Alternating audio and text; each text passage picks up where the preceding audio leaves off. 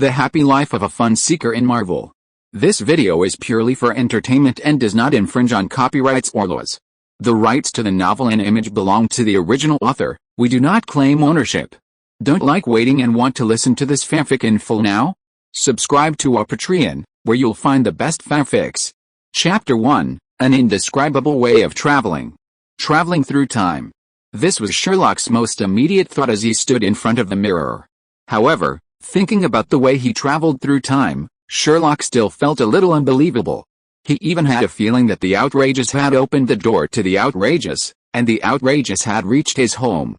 As a 996 office worker, after a week of capital exploitation, Sherlock finally ushered in his long-awaited vacation, although he was only free for one day. As a standard office worker, Sherlock's mind was full of the desire to sleep until the sky darkened, and live a life of waking up to sleep and eating when hungry all day long. In fact, Sherlock did the same. Others slept until they woke up naturally, but Sherlock was woken up by the living habits he had developed over a long period of time. Yes, Sherlock was woken up by hunger. He ordered a takeaway in a daze. Sherlock didn't even look at what he ordered, and fell asleep again. When he woke up again, he was still woken up by the knock on the door of the takeaway. Sherlock drowsily took his takeout order from the delivery man, not forgetting to politely thank him for his hard work. He then opened a short video website and began to fill his stomach with some electronic pickled mustard greens. He didn't even realize what he was eating, simply mechanically stuffing the food into his mouth, his attention fixed on the long-legged women in surprisingly cool clothes swaying to the dynamic music on his phone. After mechanically finishing what he couldn't quite call breakfast or lunch, Sherlock once again lay down on his bed, his mind preoccupied with the long-legged women. In his dream, Sherlock had successfully reunited with the women he had just seen. Looking at the large group of long-legged women wearing stockings that almost filled the entire color palette, Sherlock was about to shout, transforming into a wolf and enjoying the pleasures of a life of luxury. A sharp pain shot through Sherlock's abdomen, instantly waking him up. Feeling the young ladies retreat from him, Sherlock could only curse the uncleanness of the takeout, grabbing a cigarette and rushing to the throne in his rented apartment's bathroom. Everything up to this point seemed so normal, just a typical office worker's daily routine. But, as with everything, there's a but. What happened next was outrageous. Sitting on the throne, cigarette in hand, Sherlock seemed to have a premonition of the ensuing devastation. He took a deep breath and, with a single thrust, began his ejaculation. Just as Sherlock was feeling the indescribable sensation in his anus, he blinked, and the once dark and gloomy rented apartment bathroom transformed into a luxurious toilet roughly the size of his own bedroom. In that instant, Sherlock's mind was consumed by thoughts of quantum entanglement and cohabitation beyond time and space, oblivious to the fact that he had seemingly traveled through time. He even considered commenting on the luxurious bathroom's decor. After all, for Sherlock, time travel was something he'd only seen in novels. It simply couldn't happen in reality. Compared to time travel, Sherlock preferred to believe it was some hallucination caused by food poisoning. He even debated whether to call 911 or something for emergency medical help. After all, aside from the illusion of the luxurious bathroom, his only remaining symptom was diarrhea.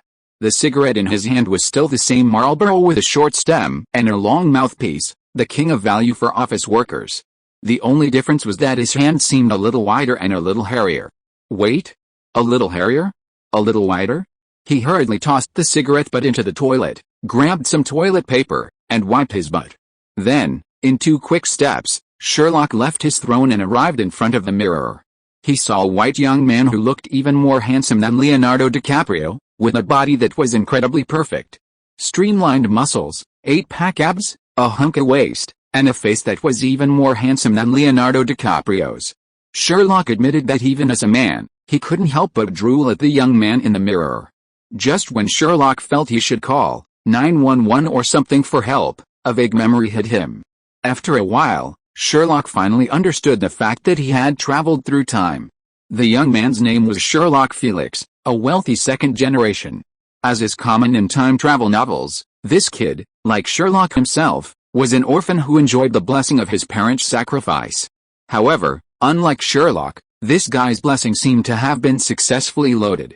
He was born in New York and opened a gun shop with his parents' help after graduating from high school. Later, With the help of a group of uncles who enjoyed cosplaying as 141, whom Sherlock's parents had somehow found, they successfully transformed their suburban gun shop into a nationally renowned firearms training center, attracting even active military personnel and celebrities who would periodically train there. The young man's parents were also incredibly generous. After their passing, they left him a lifetime fund. Essentially, as long as he didn't get into startups or other ventures, he'd receive a steady $100,000 monthly. Even the car he drove was a dream car, a Ford Raptor, something Sherlock couldn't afford even as a lifelong office worker. Beyond these vague memories, Sherlock didn't retain any meaningful information. It seems the young man also suffered from social anxiety and rarely left the house. Sherlock was incredibly impressed by how he had, in a matter of moments, transformed himself from a 996 office worker into a carefree, wealthy second generation. After all, having been an orphan in his previous life, Sherlock, accustomed to loneliness, had no particular lingering attachments. If anything, it was simply a longing for his homeland. The only thing Sherlock couldn't comprehend was his own absurd method of time travel, especially compared to the methods of his predecessors. Who could have imagined that someone could travel through time? So what? This body was also experiencing time travel. Sherlock was even certain he'd simply blinked during the process of time travel and arrived here, perhaps even without stopping the process. Sherlock made a one-handed 6 sign to himself, then excitedly straightened his clothes and decided to go downstairs. After all, according to Sherlock's inherited memories, his gun shop was downstairs, and behind it was a vast shooting range and training ground. As a longtime gun enthusiast, Sherlock, a native of the country, had long coveted those beautiful firearms. Now that he'd traveled through time and had the means, why not rush downstairs to grab his favorites and go have some fun? Thinking of this, Sherlock could no longer contain his emotions and rushed downstairs at a rapid speed. Hey, AK Big Baby, AR Big Baby, Big Spray Gun, Small Pistol, Wait for My Love. Chapter 2 Bad News and Goldfinger. A smug Sherlock pushed open the door to his gun shop and was greeted by a dazzling array of firearms hanging on the walls, from AKs to ARs. From firearms to accessories, everything was neatly arranged. Most strikingly, right in the center of the room sat an Italian cannon, the same model used by Li Yunlong. Although the cannon was marked not for sale, Sherlock couldn't help but sigh in admiration. As expected of free America, a beacon of gunfire every day. If a cannon like this could be displayed in a shop, what else couldn't it be used for? Of course, besides these firearms, a treasure trove for military enthusiasts, Sherlock was naturally amazed by his English. The densely packed English letters on the display board looked identical to Chinese to Sherlock, and he even tried to switch seamlessly between Chinese and English. Sherlock was so moved that he almost cried. Remember, for 4 years in college, Sherlock had been at the top of his class in every major except English. It was as if he had a grudge against Sherlock. He failed every exam, had to retake it every year, and had to retake it every year. If the English teacher hadn't taken pity on Sherlock the following year and given him a huge helping hand, Sherlock probably wouldn't have even gotten his diploma. Having solved 2 of his biggest life problems, poverty and English, with a single trip across time, Sherlock felt as if his life had reached its peak. Delighted, he plucked a fully modified AK-105 rifle from the wall and cradled it in his arms, savoring the thrill of pulling the bolt back. He found his large chair at the sales counter and contentedly turned on the TV. With the rifle in hand, the world was his. Sherlock wanted to see what interesting TV programs were on the other side of the ocean. But as soon as the TV came on, Sherlock's joyous and contented mood plummeted like a roller coaster. The reason was simple: the man on TV was incredibly familiar to Sherlock, Iron Man, Tony Stark. Watching this man, who looked exactly like Robert Downey Jr., posingly hugging 2 incredibly beautiful models and giving a V sign to the camera, Sherlock felt his entire worldview shattered. He threw his cherished AK-105 onto the counter, not caring about the precious AK in his arms. Sherlock grabbed his laptop and began to Google frantically. After a long moment, tears streaming down his face, Sherlock paused from typing, his mind filled with a single thought: I want to go home. The reason was simple. After searching the internet, Sherlock had a crystal clear understanding. He seemed to have traveled to the Marvel Universe. That's right, the Marvel Universe of Wakanda, with its constant alien invasions, its purple potato spirits, and its centuries-old technological prowess, yet its penchant for cold weapon warfare. The good news was, Sherlock's searches hadn't turned up any signs of a school for geniuses founded by that bald, telepathic Charles, nor any strange cities like Gotham City or Metropolis. It's not that there aren't any. For some reason, these things only appear in the comics of a single company and don't exist in reality. This did give Sherlock a sigh of relief. Fortunately, it wasn't some DC Marvel fusion of American comics. Otherwise, given the dark DC style, Sherlock felt it would be best to commit suicide sooner rather than later. Although a simple search had confirmed that he was likely in a so-called movie world, not some bizarre comic setting, Sherlock still felt a chill run down his spine. After all, before crossing over, Sherlock, born under the red flag and raised in the spring breeze, well protected by the state, had never seen anything more evil than a petty brawl. Now, having traveled to the Marvel world, where human life is worthless, and to the troubled New York, Sherlock felt a deep sense of despair. As an orphan himself, Sherlock had never had a strong sense of security since childhood. Now that he knew he had traveled to the Marvel world, Sherlock was even more anxious about his safety. In such a chaotic environment, Sherlock had no means of protection. Could he only rely on the firearms he had?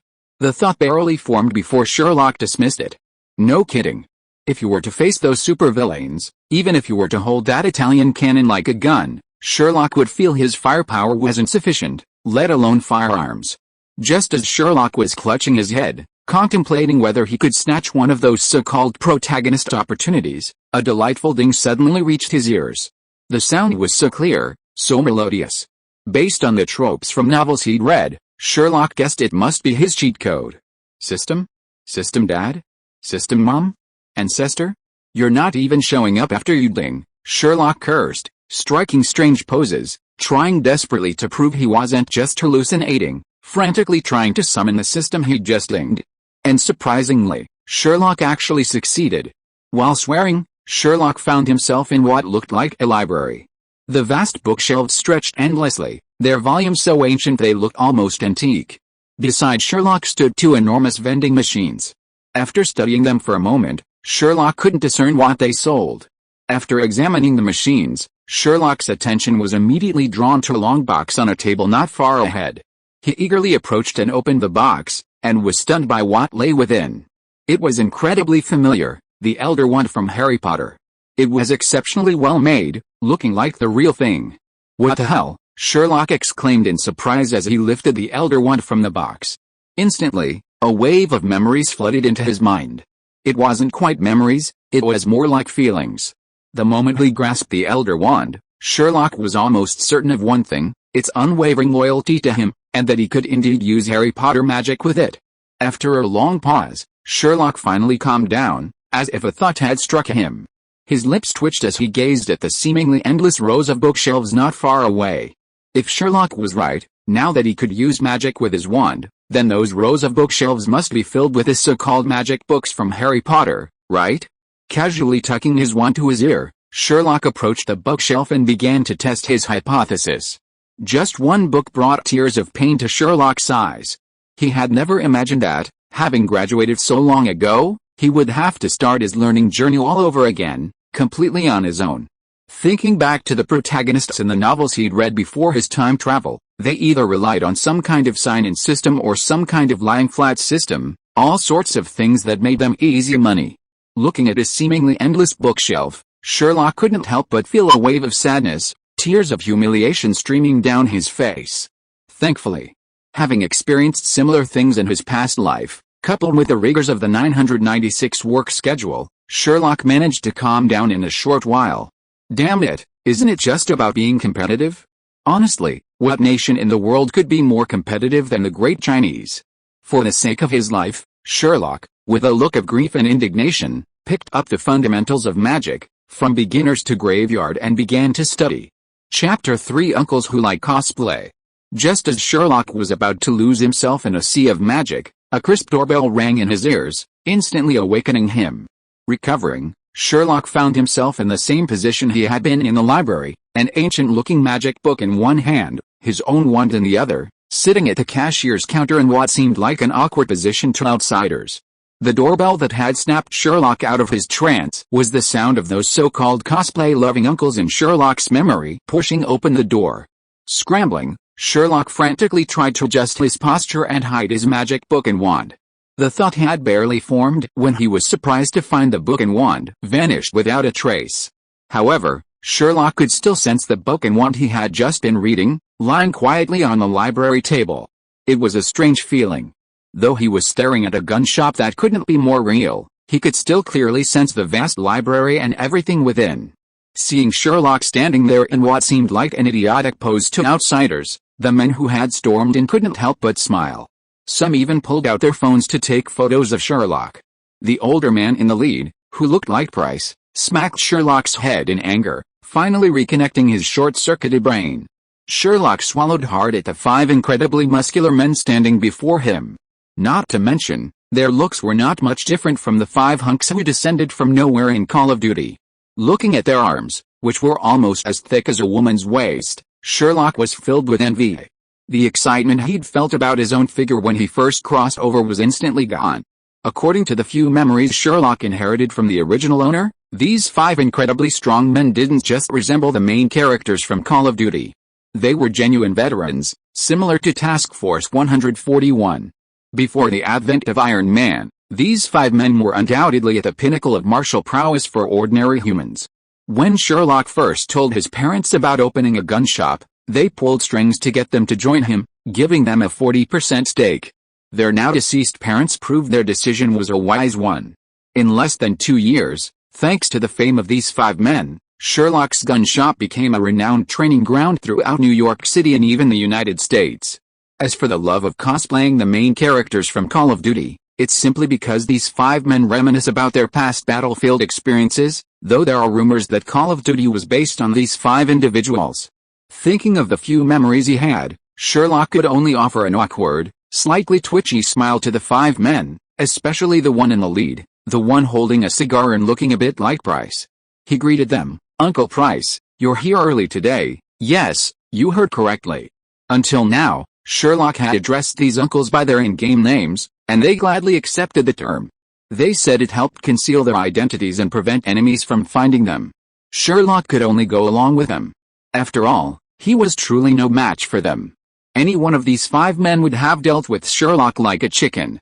Under the watchful eye of these 5 uncles, Sherlock had avoided the bad habits of the other young men in the lighthouse country, and even had a faint resemblance to a new soldier.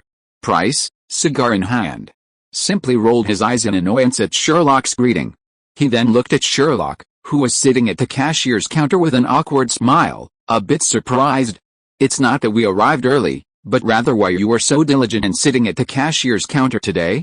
In the past, I'd always go to your bedroom and pull you out." Sherlock could only smile awkwardly at Price's question, his mind spinning rapidly.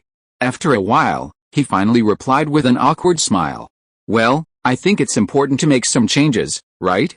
Don't you think so, Uncle Price?" Price didn't believe a word of Sherlock's quibbling. Instead, Soap, who had been standing beside Price, noticed Sherlock's fully loaded AK-105 and exclaimed in surprise, "Hey, little Sherlock, have you come to your senses and are you ready to train with us? You never touched these things before. At most, you took customers shooting or something like that." As Soap spoke, he walked forward, took the AK-105 that Sherlock had just taken from the counter, and gave it a very professional inspection. In response to Soap's question, Sherlock smiled on the surface and tried to deal with it by saying he wanted to change, but in his heart, Sherlock had already started sending a telegram. God knows what the original owner's situation was, and now he has run into the trap. Although Sherlock's reason was extremely ridiculous, it was amazing that the 5 people present did not refute it. Instead, they looked at each other with a smirk on their faces, and then Price walked forward and patted Sherlock on the shoulder. "Great idea. Starting tomorrow, the 5 of us will train you. Soap will handle physical training, Ghost will handle shooting, I'll handle tactics, Zia Okiang will handle theory, and Gates will handle demolition. Don't worry, little Sherlock. Since you want to change, as your uncles, we will definitely turn you into a real man." Without waiting for Sherlock's reaction, he patted Sherlock on the shoulder and headed for his office at the back of the shop. Not only Price, but even the 4 people behind him, Shanksha, smirked and patted Sherlock on the shoulder before following Price to the back office. Just like in the game, Ghost always wore a mask, but unlike in the game, this Ghost wore a mask because he had sustained facial damage from an explosion while in the army. Unlike the silent and aloof Ghost in the game, this Ghost, though not talkative, had an unusually large amount of drama with his exposed eyes. Seeing Ghost's teasing look, Sherlock's defenses were broken once again. If he hadn't been afraid of getting a beating, Sherlock would have just bent over and shouted, "Your character is collapsing." Chapter 4, Departure. 7 years flew by, and Sherlock was incredibly busy, almost feeling like he'd been in high school for 7 years. Of course, despite the busy schedule, Sherlock also gained a lot. During these 7 years, Sherlock spent his days learning firearms and tactics with his 5 uncles, and his nights alone in his room studying Harry Potter's magic. These 7 years were incredibly fulfilling. In a world without superheroes, even without magic, Sherlock was the ultimate warrior among ordinary people. Not only did he complete the assignments Price assigned him, but his magical skills also improved significantly. In military terms, as Price put it, Sherlock had already reached the level of being their teammate. All he needed now was to experience a real battle alongside them. As for magic, Sherlock estimated that he could completely outclass the average aurors in the books. This level of skill was due to Sherlock's thorough understanding of the workings of his library during these 7 years. It's actually quite simple. The books on those shelves don't just serve as Hogwarts textbooks and materials, they also contain notes like magical notebooks. Sherlock can simply think about it while in the library, and the library will retrieve the books he needs. With this ability, Sherlock's magical skills have skyrocketed. After all, having been fed the notes of masters like Dumbledore, Grindelwald, Voldemort, and Professor Snape, it's hard not to see his progress. Furthermore, Sherlock has discovered several other amazing uses for the library, 2 of which he considers most useful. One is that it can be used as a storage space, allowing inanimate objects to be placed within its vast expanse. Another, even more amazing, is that Sherlock can simulate potion making within the library. With just a thought, all the necessary ingredients, including crucibles, appear on the table for Sherlock to practice. The only downside was that Sherlock couldn't use any of the simulated raw materials, potions, or alchemical items. They could only be used for learning. A simplified version of the wish-come-true scenario.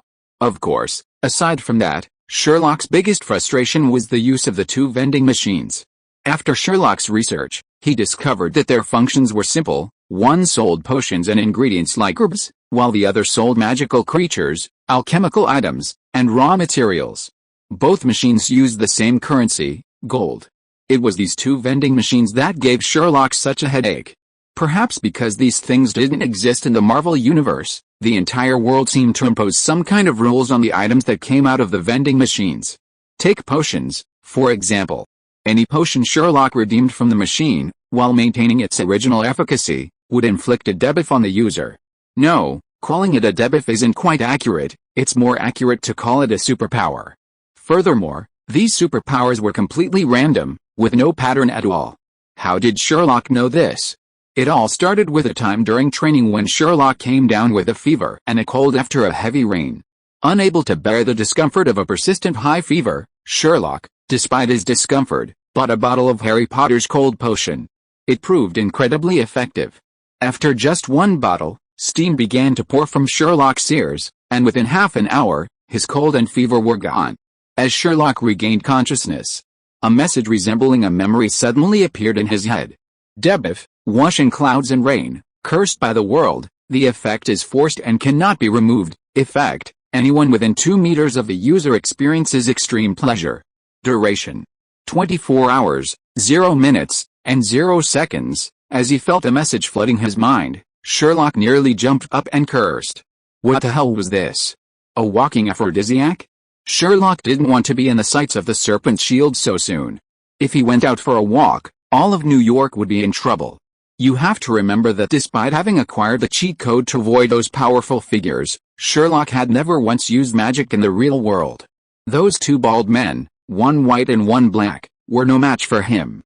Helpless, Sherlock could only lie down in the middle of the room, lock the door, and spend the entire day in the library. This was the first time Sherlock knew his cheat code had such a debuff. Undeterred, Sherlock exchanged for another bottle of the same potion during another break, hoping to find the pattern of the debuff. The second effect was even more devastating to Sherlock, as it was called superpower outage. Simply put, it was like that movie Superpower Outage. After taking the potion, Sherlock gained the superpower of telekinesis, so powerful that Sherlock could even sense that he could, if he wanted, lift the entire city from the earth. And the key to Sherlock's devastation was that even his magic couldn't do that. After saving up for a long time, Sherlock, undeterred, bought a bottle of luck elixir, hoping it might grant him a special ability. Even if it didn't, the effect alone would allow him to buy lottery tickets and recover his health. However, the third effect made Sherlock decide not to use these debuffed items unless in an emergency. The third effect was simple: fortune and misfortune. Simply put, the greater your luck, the greater your misfortune. It was a completely ineffective luck elixir. With this effect and the luck elixir's blessing, Sherlock was guaranteed to win the lottery, but the next moment, due to some unforeseen circumstances, the lottery ticket in his hand would likely turn to dust. After these 3 attempts, Sherlock knew that it was best for him to give up his gambling habits. Unless it was a life-or-death situation, Sherlock felt that these magical potions were beyond his reach. Chapter 5: Tony Stark disappears. Aside from these mind-boggling experiences, Sherlock had also gained 2 other things during these 7 years. First, after 7 years of hardship, he'd finally gotten used to life on the other side of the ocean. Yes, you read that correctly, used to it. The reason was simple. The infrastructure of the Great Lighthouse, known as the world's best country, teeming with superheroes and known for saving the world countless times, was truly overwhelming. Accustomed to night markets, takeout, and small supermarkets in his previous life, Sherlock was shocked to discover, after the initial excitement of his time travel wore off, that these things simply didn't exist in this supposedly world-class country. Forget night markets. Even if he got hungry at night, ordering a delicious late-night snack like he had before the time travel was sheer fantasy. Sherlock finally understood why pickup trucks in large supermarkets were so popular in this country. It was truly far away, not to mention the abysmal public transportation. If he wanted to grab some food and drinks and avoid midnight hunger, the best way was to stock up. And for that, the best place to stock up was at the large supermarkets. At this point, the pickup truck's massive cargo bed really came in handy. It could really hold a lot. Of course, those were minor details. The most important thing was that Sherlock had learned something he'd never done before crossing over: writing a plan. Don't underestimate it, it's truly useful in this world. Sherlock's mastery of this skill was the result of sheer hard work and painstaking effort. Sherlock wouldn't even mention it. Anyone who went grocery shopping without a plan, realized they'd missed something when they got home, and then spent the entire morning running around trying to find everything would have learned the hard way. Add to that the occasional free shopping promotions, and if anyone told Sherlock that life abroad was better than back home, Sherlock would whip out his wand and give them a heart-wrenching blast to wake them up. If they still refused to change their ways, he'd be sending them off to the grave. Beyond these habits, Sherlock was most surprised by the identity of his long-departed parents. They were incredibly connected to Stark Industries. Strictly speaking, his father was actually related to Maria Stark, the mother of Iron Man Tony Stark. According to his own lineage, Maria Stark was his father's aunt, so technically, Tony Stark was his distant uncle. When Sherlock learned this, he was deeply shocked. It was a story beyond words. As for how Sherlock learned this, it all began last year, just after completing his training with Price and the others, when he found an invitation in his mailbox. Puzzled, Sherlock opened it and discovered it was from Pepper Potts, inviting Sherlock to his uncle's birthday party. And behold, Sherlock actually went, well, dressed to the nines. But not long after, Sherlock returned to Price's Mac and gaze. How the hell could that be called a birthday party? It was a supermodel party. Although Sherlock considered himself an LS, as a LS with a moral code, he couldn't stand the extravagance he saw. Sherlock simply couldn't stand the party and left without even a word to Tony Stark. Before becoming Iron Man, Tony was a lawless, arrogant playboy, and Sherlock had no fondness for him. Although he had no real connection with Tony, Sherlock was still the junior who accepted the invitation. After handing the gift to Pepper Potts, he did have a moment of conversation with his future aunt. Pepper Potts apologized to Sherlock, saying she hadn't expected Tony to forget about it after inviting his only nephew and invite a bunch of supermodels. Sherlock expressed understanding and offered some comfort to his frazzled future aunt. After returning home, Sherlock resolved that he wanted no further contact with the arrogant playboy until Tony disappeared in Afghanistan. Indeed, Sherlock did just that, ignoring any further invitations from Tony until the end of his 7-year program. At most, he would call Pepper Potts during the holidays to ask her to pass on his best wishes. And just when Sherlock finally finished his magic training in Price's training, and had just become a nobody, and was thinking about whether he should drive his Raptor around the world, Sherlock received another call from Pepper Potts.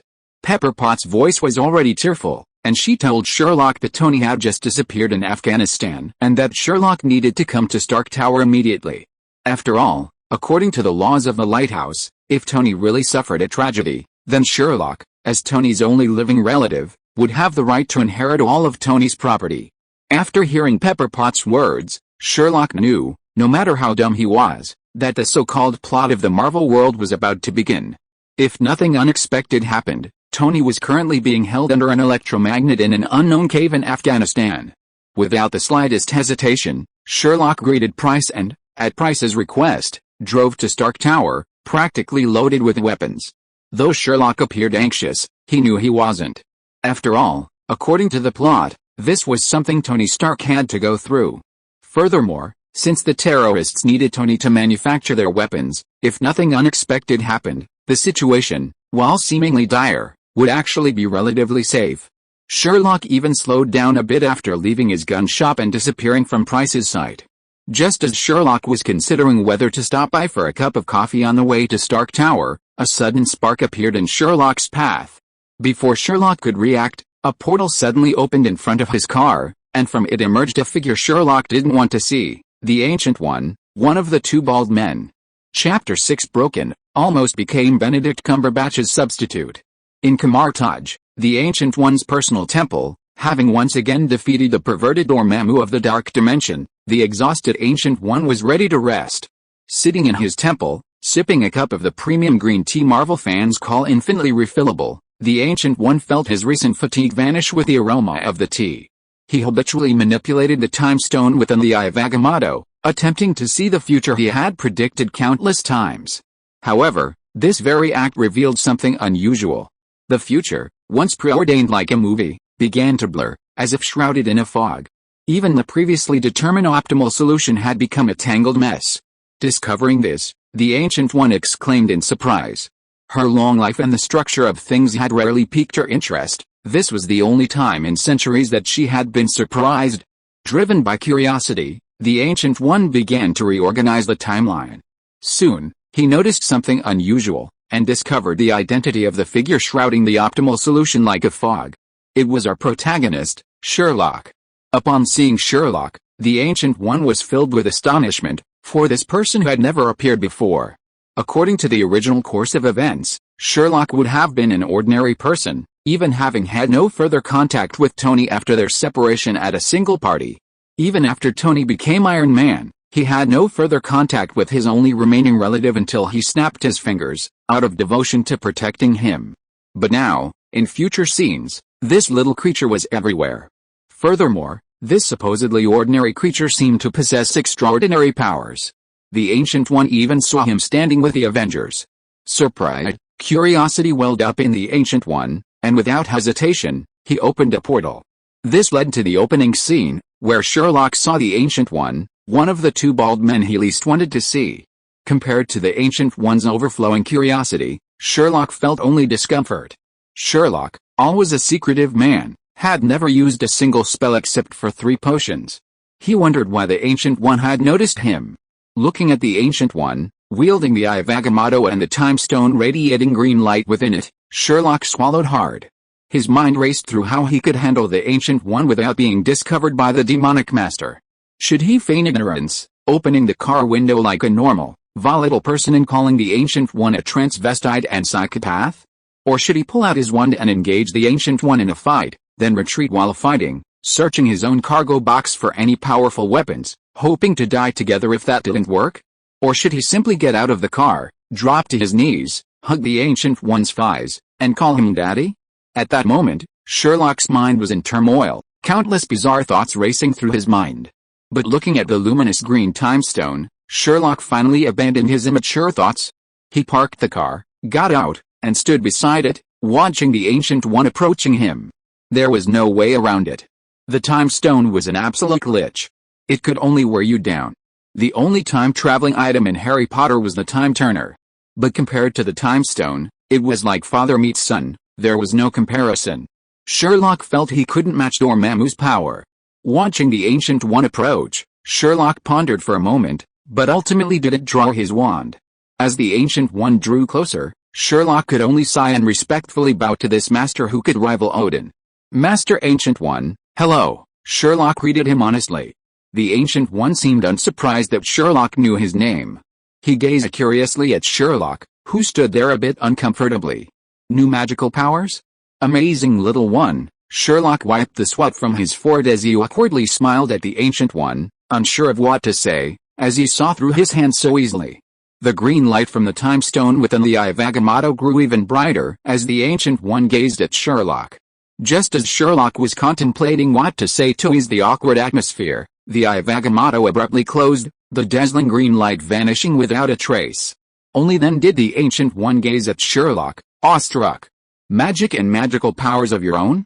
Little one, you're truly astonishing." Sherlock could only smile awkwardly and scratch the back of his head at the Ancient One's exclamation. Unsure of the Ancient One's intentions, Sherlock could only awkwardly say something like, "You're flattering." Looking at the little creature across from him, still flirting with him, Ancient One simply smiled calmly. Then, looking at Sherlock, he asked something that nearly made his jaw drop. "Want to become the Sorcerer Supreme?" Sherlock almost thought he'd misheard or something at the Ancient One's sudden question. He stared at the Ancient One in horror, his mouth opening and closing, unable to form a single word. Damn it! Wasn't Doctor Strange supposed to be the successor to the Sorcerer Supreme? When had he become him? And honestly, Sherlock had no desire to take on the Sorcerer Supreme position. Not to mention Thanos, the Dark Dimension alone was enough to send Sherlock reeling. Confirming he'd misheard, Sherlock waved his hand, rejecting the Ancient One's offer without hesitation. As if anticipating Sherlock's refusal, Ancient One didn't say anything. Instead, he produced a dangling ring and tossed it to Sherlock, instructing him to visit Kamar Taj for a magical exchange when he had time. After saying this, he turned and stepped into the portal, disappearing. As the Ancient One vanished, before Sherlock could relax, the surroundings shattered like glass, then vanished again, bit by bit, before finally returning to their original state. Seeing this, Sherlock nearly collapsed. He had been in the mirror dimension the entire time, and he had no idea when he had entered it. What if he hadn't thought it through and really fought the Ancient One? Who knows, his life would have been ruined. Feeling palpitations, Sherlock practically climbed into his car with his hands. After sitting there for a while, he finally regained consciousness and looked at the ring lying quietly on the passenger seat. Taking a deep breath, Sherlock finally picked up the ring and placed it on his left hand. After all, judging from his previous behavior, the Ancient One didn't seem to harbor any ill will towards him. Therefore, the ring should be safe.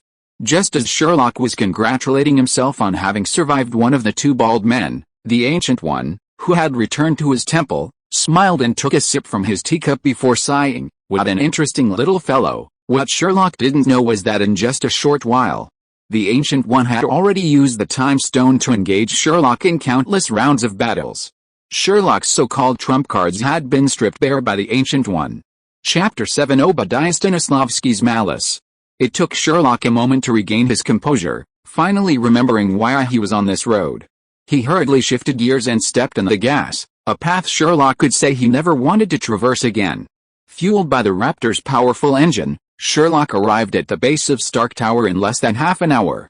Watching the constant stream of people coming and going, just as usual, Sherlock took a deep breath, pondered, and pulled a Glock pistol from the glove compartment. After much deliberation, Sherlock abandoned the idiotic concealment of the gun and pulled an underarm holster from the armrest, tucked the Glock inside, and finally exited the car, satisfied. After all, the Glock was just a disguise. Stark Tower's security wasn't free, no one would be allowed inside with weapons. The real weapons were hidden in Sherlock's library. The reason he carried the Glock was to better fit his character. After all, he was the owner of a gun shop. It would be unusual if someone didn't find any weapons. Remember, This was at the very beginning of the Iron Man storyline, and Obadiah Stane was still active in Stark Tower as a villain.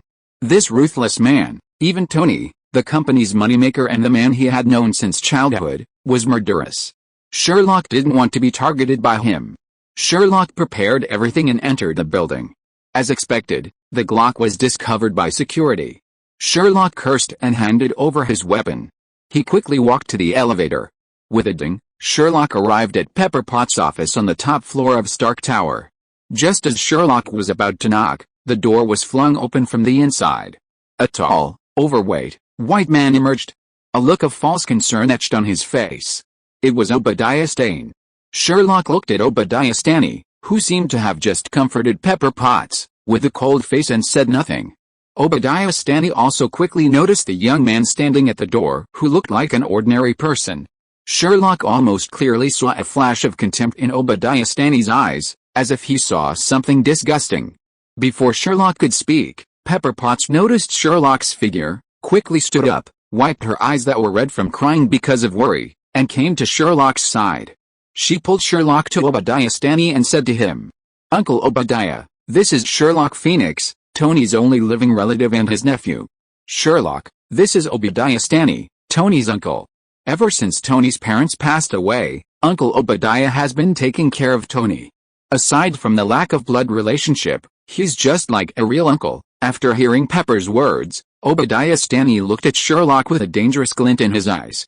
Although he hid it well, Sherlock, armed with Dumbledore's notes, could clearly sense Obadiah Stane's malicious intent through legilimency. Although both men harbored some suspicions about each other, neither expressed them immediately. Instead, they exchanged warm greetings. "Nice to meet you, Uncle Obadiah. Uncle Tony has often spoken of you to me," Sherlock said with a forced smile. Obadiah Stane was a shrewd man. Although he hated Sherlock's existence to the core, he remained kind on the surface, like an ordinary old man. "Really? You know, Tony never once mentioned you to me. This guy is keeping you so secretive. I'll definitely have a good talk with him when he gets back." Obadiah Stane looked at Sherlock and said this before releasing his hand. He turned to Pepper Potts, who was standing beside Sherlock, and continued, "I have things to do, Pepper. I'll be leaving now. Don't worry, Tony's so smart, he'll be fine. I'll go and urge those bastards in the military, and we'll definitely find Tony." Pepper Potts, unaware of the situation, looked at Obadiah Stane with gratitude after hearing his words, as if she genuinely hoped that Obadiah Stane would be able to find Tony. Seeing Pepper Potts' eyes gradually turning red again, Obadiah Stane didn't hesitate any longer. After saying hello, he and his bodyguards hurried out the door. By the time the door closed, the smile on Obadiah Stane's face had vanished, leaving only a sinister expression. He roughly pulled his bodyguard to his side and fiercely addressed him. "Go find out who that little bastard is. That bastard Tony is hiding something from me. Find all the information on that little bastard.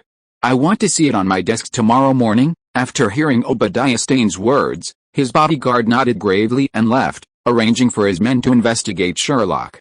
Obadiah Stane himself glanced at the closed door with a fierce look, spat softly, and then opened the elevator to his office. Standing in the empty elevator, Obadiah Stane's true face was finally revealed, his entire expression contorted. "No one can stop me from taking the Stark group that should have belonged to me, Tony. Not even that little bastard you had so well." If you're listening to this novel on a channel other than Fanfic World, it means they downloaded and uploaded it without effort. We cordially invite you to visit our channel, Mundo Fanfic Novelis. There you'll find the original version of this story and you can explore many other novels of various genres. We're waiting for you to immerse yourself in a world of incredible novels. Chapter 8 Jarvis, Hate People Who Have No Sense of Boundaries. Sherlock knew nothing about Obadiah Stane's investigation, but even if he did, he probably wouldn't care. After all, while Obadiah Stane was wealthy, he lacked any superpowers or advanced technology. Before Tony's ironmonger, he was just another wealthy old man. It was precisely because of this that Sherlock wasn't afraid of any provocation from Obadiah Stane. After all, strictly speaking, the only people Sherlock had in this world were Tony and the uncles who liked to cosplay as Task Force 141. Putting Tony aside, if Obadiah Stane really wanted to attack Sherlock's uncles, using them as leverage to blackmail Sherlock, he'd be looking for the wrong people. Putting aside their military connections, the gangsters, assassins, and private forces they trained over the years were far more powerful than Obadiah Stane could currently match. If Obadiah Stane dared to attack Sherlock's uncles, he'd probably experience the realities of a black-and-white grey hunt. Besides Sherlock's uncles, the only other thing left was Sherlock, the LS, and his own inherently entertaining personality. If Obadiah Stane attacked Sherlock, Sherlock would be even less afraid. Damn, a wizard being bullied by a muggle? It was precisely because Sherlock was so single that he didn't seem particularly worried. Even when Pepper Potts took Sherlock to Tony's beach house, Sherlock discovered a joy he'd never experienced before, teasing Tony's artificial intelligence, Jarvis. Initially, Sherlock was just teasing Tony. After gaining some of Jarvis's permissions, he ordered him to frantically download Japanese specialties. That guy, from cavalry to infantry, from single combat to melee combat, from the simple to the extreme, Sherlock goaded Jarvis into downloading everything for Tony, sorted into 18 major categories and 36 subcategories. He even jokingly changed the file directory's name to Gift for Uncle Tony, his favorite, and repeatedly instructed Jarvis to find a crowded place to tell his beloved Uncle Tony as soon as Tony returned. Later, he practically scoured the internet, website by website, his ultimate goal, to fill Jarvis's storage unit with nothing but his gifts for Tony. However, with Sherlock's unpredictable behavior, he quickly discovered the powerful search and logical capabilities of Jarvis, this powerful artificial intelligence. In a playful mood, Jarvis's ordeal was born. It might sound exaggerated, but Sherlock wasn't being overly aggressive. He simply began to discipline Jarvis the way the idiots in the forum had trained ChatGPT before his time travel. Is wiping your ass after pumping a capitalist scam? I can surf the internet at an internet cafe, so why can't I do it on a retardation bar? If you tie your fingers with a rubber band, they'll cool. So, if I tie my neck, will my whole body go cold? Questions like these bombarded Jarvis's CPU, and gradually, within Jarvis's AI, a strange, inexplicable feeling of dislike developed. This guy was taking advantage of Jarvis's lack of physical form, unable to jump out and punch him, and so he brazenly teased him. Sherlock had completely forgotten that Jarvis would become Vision in the future. This behavior gave Jarvis, when he became Vision, a very complicated first impression of Sherlock. It was a mixture of dislike, mixed with a touch of affection and sympathy for the retard. It was a complex one. Sherlock's behavior naturally caught the attention of Pepper Potts, who always kept Sherlock by her side. Pepper Potts was filled with anger, amusement, and frustration at Sherlock's childish behavior. Infuriatingly, Sherlock seemed unconcerned about his uncle's safety, as if he already knew Tony would escape unscathed. Hilariously, Sherlock's childish attempt to trick Tony by downloading Japanese specialties through Jarvis was even more amusing. Frustratingly, Sherlock harassed Jarvis, who repeatedly asked if he should see a psychiatrist and brain specialist. Of course, besides all this, Pepper was horrified to discover that her initial fears seemed to have come true. As soon as Tony disappeared, Pepper asked Rhodes to intensify the search for him while trying to contact private forces to enter Afghanistan to search for clues about Tony. Strangely, no matter how much Pepper contacted, no one accepted the offer. Even when the price reached $10 million, no one took it. Pepper sensed something was amiss, as if an invisible hand was manipulating everything, and it was targeting Tony.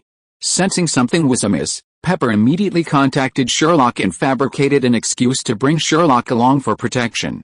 With Sherlock's arrival, news of Tony's disappearance somehow spread, causing Stark Industries' stock price to plummet. As Stark's stock price plummeted, Pepper discovered someone was secretly acquiring shares. Frustrated, Pepper became increasingly certain this was a conspiracy against Tony, but as Tony's secretary, she was powerless to do anything. She could only call Tony's friend Rod frequently to inquire about the situation and increase security around herself and Sherlock. It wasn't until nearly a week later, when Obadiah Stane convened a board meeting to elect himself as the new director of Stark Industries, that Pepper began to harbor suspicions about Tony's longtime uncle. She suspected Obadiah Stane was the mastermind behind the plot. However, she lacked any evidence, and his desire to become a director was a normal business practice, given that Stark Industries' stock price had been declining. As a board member, it was natural for Obadiah Stane to be reluctant to see the company decline. Although Obadiah Stane spoke beautifully to the board of directors and painted a very bright future, the board members clearly did not like his words, which led to everyone leaving on bad terms. As Tony's heir, Sherlock, who sat behind Pepper and gave her full authority to handle affairs, even saw a hint of viciousness in Obadiah Stane's dark expression. Chapter 9, S.H.I.E.L.D. and Tony's Return. Sherlock could clearly see Pepper's distress. Although he did his best to comfort his future aunt and repeatedly assured Tony that nothing would happen, it had little effect. Pepper was visibly becoming more and more haggard, and her voice within the company was dwindling. Meanwhile, despite his disappointment at the board meeting, Obadiah Stane's power within the company was growing, at one point becoming equal to or even surpassing Pepper's. Just 2 weeks after that board meeting, a news report came on television. An unusually large explosion had occurred in a valley in Afghanistan. Military investigation revealed the area to be a rebel base. Sherlock felt more at ease after seeing this news. It seemed his presence hadn't triggered any butterfly effect, and Tony had successfully escaped from the cave with a sledgehammer. It wasn't long before Colonel Rhodes would find Tony, the escaped spies, and bring this Marvel Universe's most renowned genius back to Pepper Potts. However, Sherlock was surprised to learn that the first person to find Pepper Potts wasn't a member of the military, but rather Phil Coulson, the good-natured operative of S.H.I.E.L.D. Seeing this man, practically a celebrity in the Marvel Cinematic Universe, Black Egg's most celebrated agent and a mentor to newbies in countless fanfictions, Sherlock almost couldn't resist approaching him for an autograph. Of course, as a normal person who never betrayed his uniqueness, Phil Coulson was puzzled by Sherlock's familiar gaze, but he didn't question her, simply introducing himself to the two. He then produced a stack of documents proving he'd found a lead on Stark. Pepper Potts initially assumed he was there to collect the bounty and immediately tried to transfer the money to Phil Coulson. However, Phil Coulson wryly declined, stating that he was a public servant assisting Pepper Potts. Sherlock simply curled his lips in silence at Phil Coulson's explanation. Even though Phil Coulson wasn't telling the truth, and it was even possible that S.H.I.E.L.D. was investigating Tony's escape from the base due to starvation, his identity was still there, and it guaranteed Pepper's safety, so Sherlock naturally had no objections. As the saying goes, good things come in pairs. Just 3 days later, Rhodes called Pepper, informing her that Tony had been found collapsed in the desert and was on a plane back to base. Pepper was practically overjoyed, ready to fly to Afghanistan to find Tony. Sherlock and Phil Coulson persuaded her to change her mind and wait for Tony at the airport. The next morning, Sherlock was still asleep when Pepper pulled him out of bed, constantly urging him to wash up because Tony would be back soon. Sherlock, grouchy and groggy, hurried along, and dazedly, Pepper and Phil Coulson bundled him into their car and headed for the airport. However, after arriving at the airport, Tony's private plane from Afghanistan hadn't arrived. Sherlock felt like he'd fallen asleep for ages before being woken. Hesitantly following the others onto the tarmac, Sherlock watched as a plane landed steadily and stopped not far from them. After the jet bridge connected to the plane, a slightly disheveled Tony emerged. This was Sherlock's second glimpse of his expensive uncle, compared to the conceited, narcissistic arrogance he had shown Sherlock the first time they met. Tony was now more composed, the arrogance vanishing completely. Furthermore, though he'd clearly cleaned up, he still looked a bit disheveled, which didn't seem as annoying to Sherlock as the first time they met. After dismissing Phil Coulson, who had approached to chat with him, and giving his beloved Pepper Potts a hug, Tony turned his attention to Sherlock, who stood behind them. "I didn't expect you to come, my dear nephew." The moment Tony faced Sherlock, he seemed to instantly revert to his original, conceited playboy self. Without even using legitimacy, Sherlock could sense Tony's intentions. Despite his excellent disguise, his calm expression betrayed his feelings. Just as Sherlock was about to say something, Pepper gently tugged at Tony from behind, frowning and shaking her head. Seeing Pepper's expression, Tony seemed to understand something. Turning to look at her, he asked in a hushed voice, "Did you tell anyone about my relationship with this guy?" Pepper could only nod before quietly answering Tony's question. "It couldn't be helped. As your sole heir, I contacted him after you disappeared." Pepper wisely didn't share the unusual circumstances she'd noticed with Tony, only explaining the surface of the situation. Hearing Pepper's admission, Tony's playboy facade vanished without a trace. He then turned to Sherlock and spoke seriously. "Well, let me introduce myself again, little one. I'm your uncle, Tony Stark." Seeing Tony's expression, Sherlock rolled his eyes in annoyance and mercilessly sneered at Muggles. Then, looking at Pepper, who was standing behind Tony, He said, "Well, my dear Aunt Pepper, now that Tony's back, I'm going home. You know, it's been ages since I've been back to my gun shop." With that, completely ignoring Pepper's blushing face, he turned and headed out of the airport, intending to find a deserted corner to test his apparition skills before returning to his beloved gun shop in his Raptor. As he left, he patted the frustrated Phil Cowlson, urging him to keep trying. After hearing Sherlock's end, everyone present looked at Tony and Pepper, who were standing in the center, with strange eyes.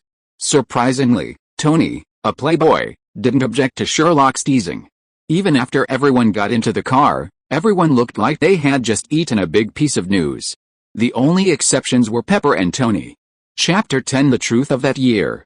It wasn't until Tony and Pepper were alone in the car that Pepper gradually regained her composure. She looked at Tony, who sat in silence, with a hint of worry on her face. After a long pause, she spoke. "Tony, I don't think you need to keep pretending to be that playboy. It's making Sherlock hate you and stay away from you. He's not a child anymore. You can't be so overprotective of him." Pepper felt that since Sherlock had just called her auntie, she couldn't live up to that title. It was time to correct some of Tony's attitudes. Tony couldn't help but frown at Pepper's words, and then he replied with a worried look on his face. "Okay, I'm still worried, Pepper. You know, everyone close to me never has a good ending. My parents did.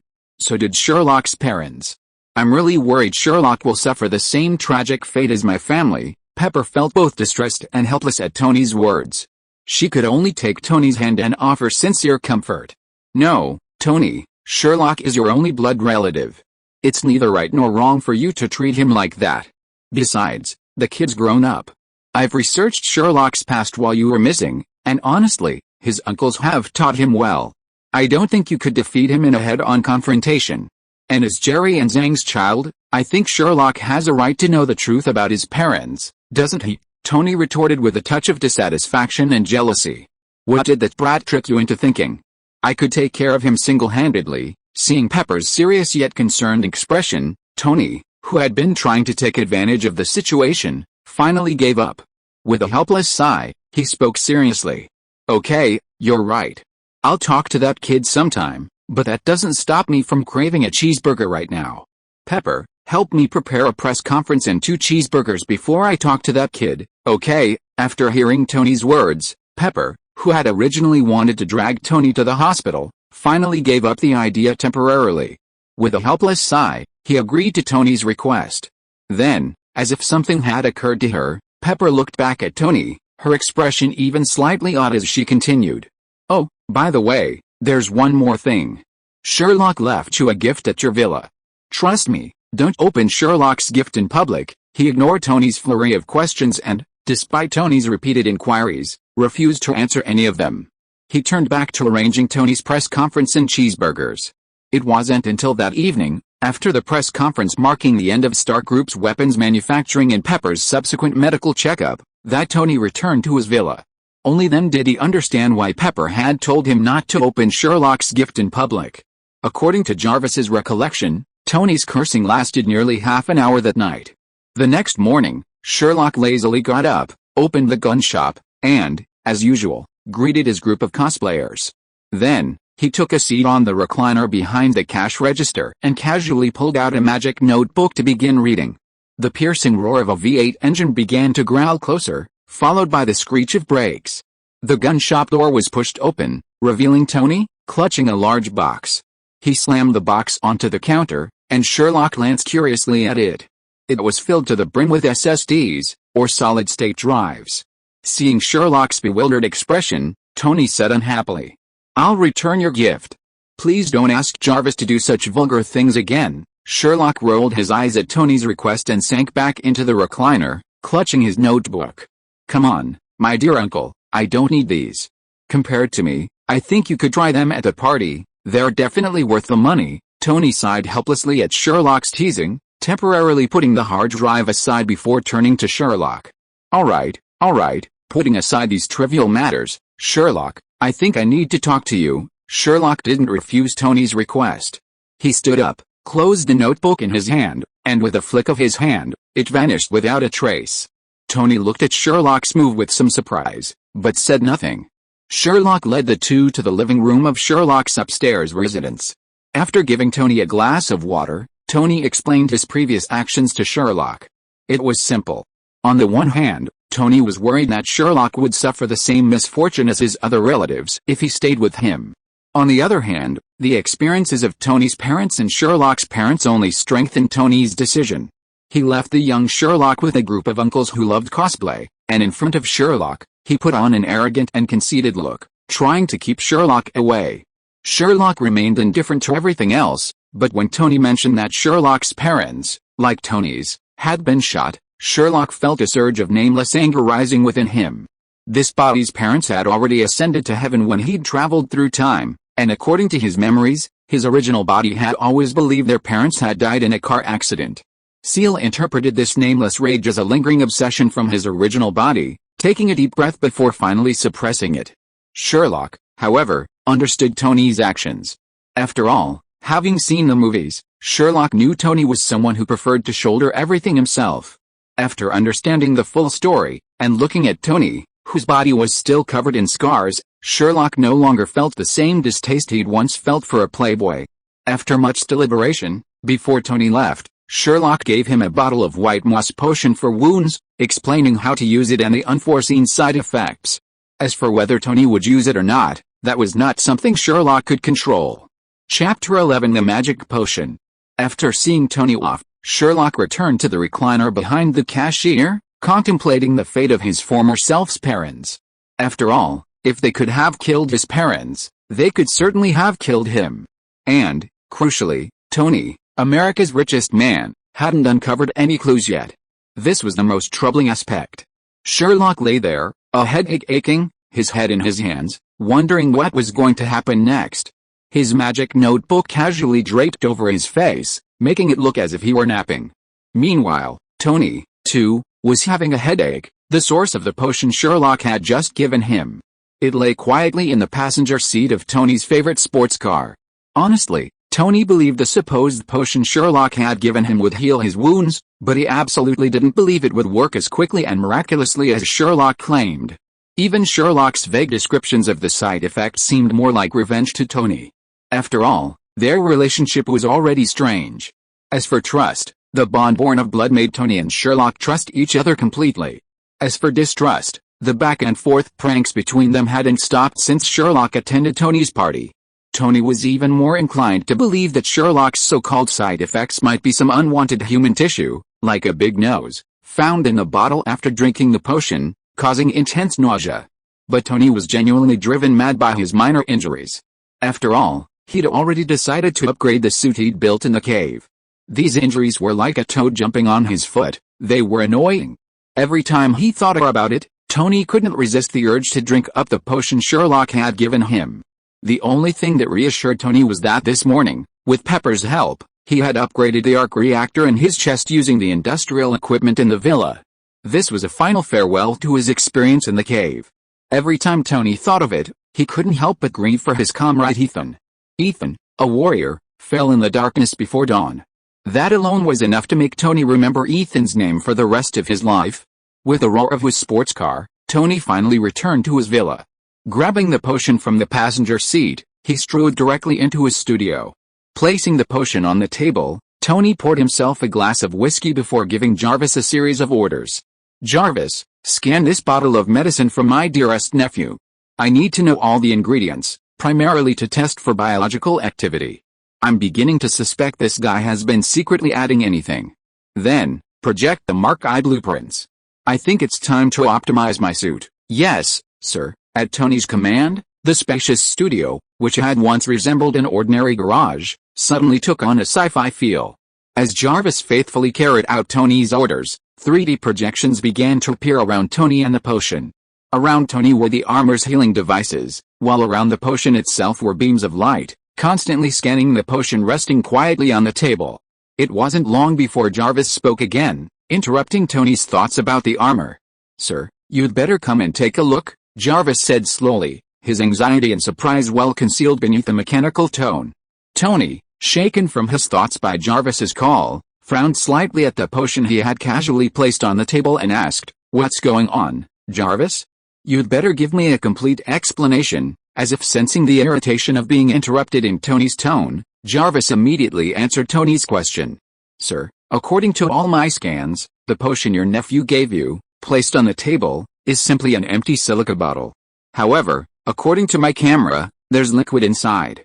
For some reason, all my scans show it's empty." Jarvis's package quickly piqued Tony's interest. He took the potion on the table and examined it. The silvery white liquid, resembling mercury, was shimmering with tiny specks of starlight. Under the light, the entire potion looked breathtakingly beautiful, almost giving Tony the feeling that it shouldn't exist in this world. "Jarvis, are you saying that all your scans show it's an empty bottle?" Tony asked, examining the potion in his hand. "Yes, sir, I've run multiple scans and the results are the same." Jarvis's response was steady, as if addressing an established fact. Tony's face lit up with surprise at Jarvis's response, and he muttered to himself, "It seems my dear nephew has a little secret." With that, Tony uncorked the potion bottle and attempted to gulp down the contents. Just as he was about to drink, Jarvis stopped him. "Sir, I don't recommend drinking this unidentified liquid directly. Without a scan, I can't be sure what's inside." It was clear that Tony wasn't prepared to accept Jarvis's advice.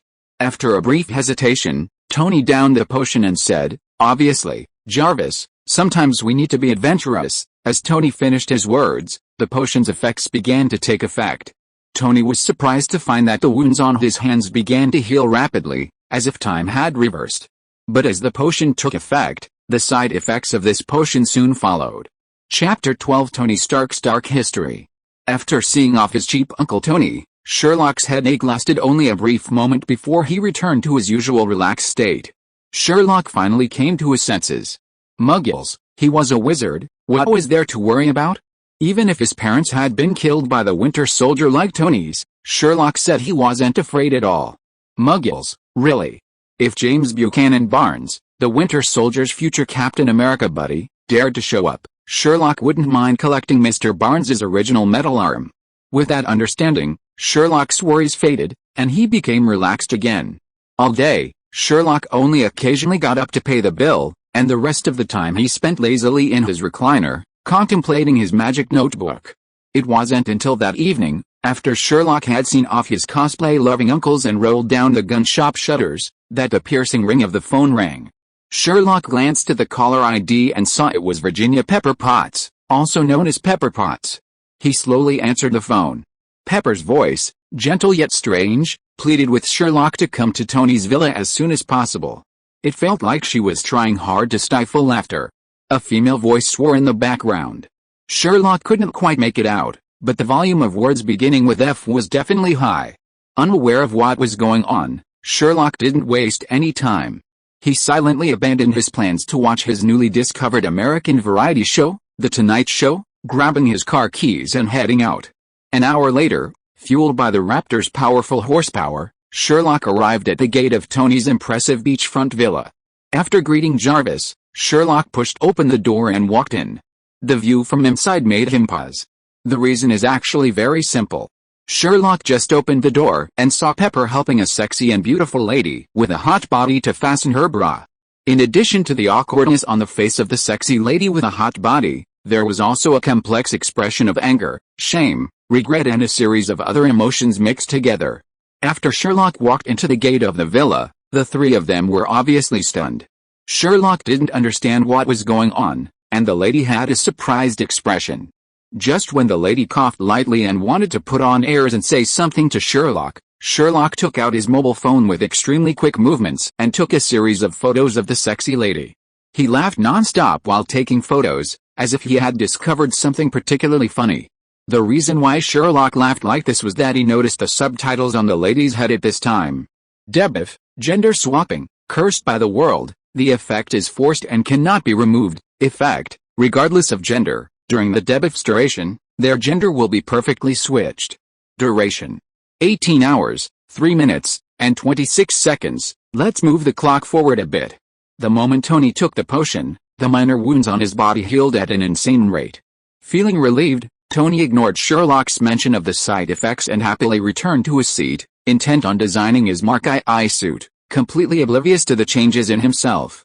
Jarvis, on the other hand, had initially wanted to warn Tony about what was happening, but the side effects were undoubtedly too shocking. So much so that Jarvis's CPU was overheating. Unable to find any explanation to support the situation, he was desperately trying to stop. Sitting in his chair, Tony quickly noticed Jarvis's increasing lag, seemingly confused as to what was happening, and asked in confusion, "Jarvis, what happened?" The words had barely left Tony's mouth when he sensed something was amiss. The voice he was making was definitely not his own. Instead, it was that of an unusually pleasant female voice. Only then did Tony sense something was amiss and began to observe himself. It would have been fine if he hadn't, but once he did, something terrible happened. His engineering-trained hands had become incredibly slender, their skin almost as delicate as a baby's. Tony was even sure, even after seeing countless women, he had never seen hands more beautiful than these. Sensing something was amiss, Tony lowered his head. What he saw wasn't his own body, but two exceptionally firm and supple peaks. At that moment, even the most clueless Tony realized what had happened. His face paled, and he frantically reached out to touch it. It was flat. Gone, the heirloom his father had left him. At that moment, not only did Jarvis's CPU falter, but even Tony's brain, cursed by knowledge, began to tremble. After a long moment, a sharp roar echoed throughout the beachfront villa. When Pepper returned to Tony's beachfront villa after a day's work, she found an incredibly beautiful woman, sprawled on the sofa with a look of despair on her face, still wearing Tony's clothes. Pepper instinctively assumed this poor woman was a victim of Tony's playboy reputation and was about to go and clean up her boss's mess. But gradually, Pepper began to notice something was amiss. This beautiful woman seemed completely unfamiliar with women's clothing, and no women's clothing was found in the villa. Most importantly, this incredibly beautiful woman's habits mirrored those of her boss, Tony. Suspicious, Pepper called out Tony's name, but to her surprise, the woman, who had claimed she was just visiting Tony, responded instinctively. Even Pepper knew this woman was Tony Stark himself. Pepper even had Jarvis run a series of scans on the woman, which confirmed she was 100% pure. Although this matter was outrageous, under Pepper's repeated questioning, Tony finally told the truth, which led to Pepper calling Sherlock.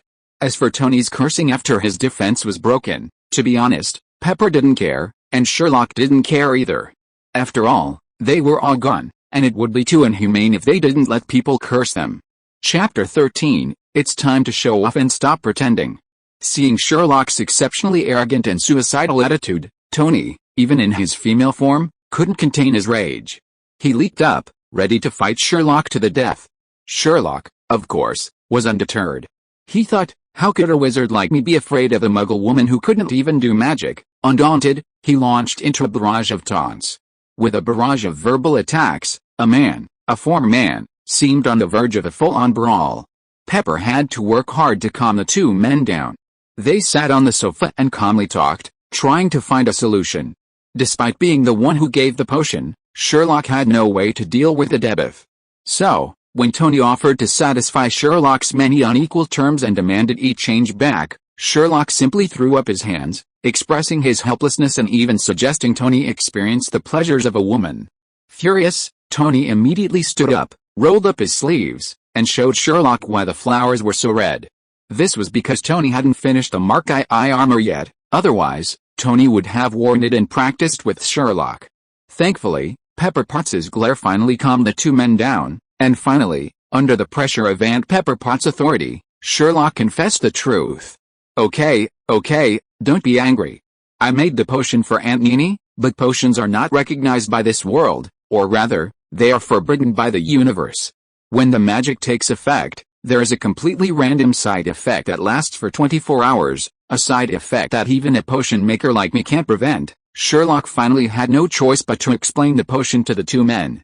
But it was clear that, while Pepper Potts listened, Tony's focus was entirely on Sherlock's words about Nini. Little punk, try calling me Nini again? I'm your uncle, Tony Stark. Despite Tony's aggressive behavior, Pepper Potts and Sherlock clearly didn't want to pay him any attention. Pepper Potts even thought calling him Nini suited Tony's current demeanor. After a moment's calm, Tony finally managed to suppress his anger and began to show concern for Sherlock, repeatedly questioning him about the ingredients in his potion and why he created it. Tony's questions stumped Sherlock, unable to think of any way to explain it to Tony, the world's smartest man, without revealing his library. After much deliberation, Sherlock finally gave in and declared he was done pretending. He was a wizard. Muggles couldn't understand the power of magic.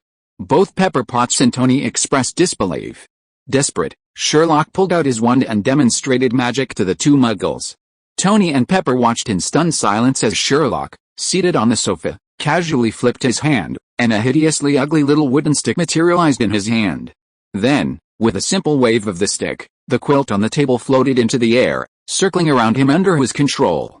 With another flick of the stick, the delicate water cups transformed into crystal daggers, gleaming with a rainbow of colors under the light.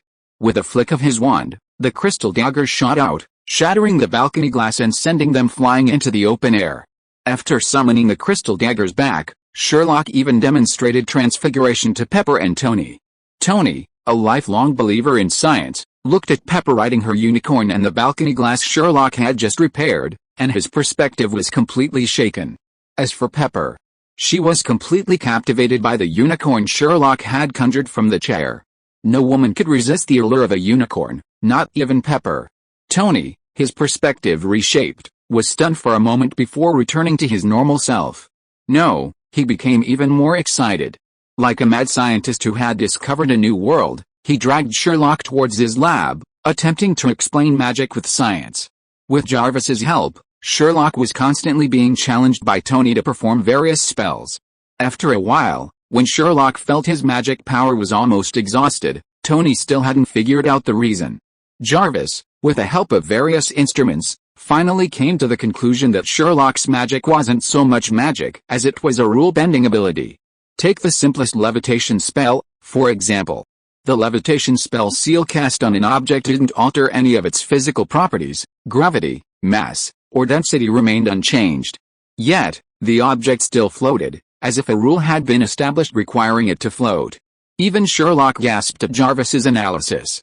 Now he understood why the Ancient One had exclaimed so many times upon seeing him. The magical ability to change the rules, not just for the Ancient One, but even for the entire dimension, would be a truly devastating event. Crucially, this magical ability was exclusive to him. Sherlock even considered that if this were to become known to others, the dimensional demons of the universe would swarm Earth like dogs smelling shit. Although Tony didn't yet know about the cosmic situation, he remained serious after listening to Jarvis's analysis. He looked at Sherlock, who stood there, earnestly and instructed him. Sherlock, from now on, you must never reveal your identity when using this amazing magic.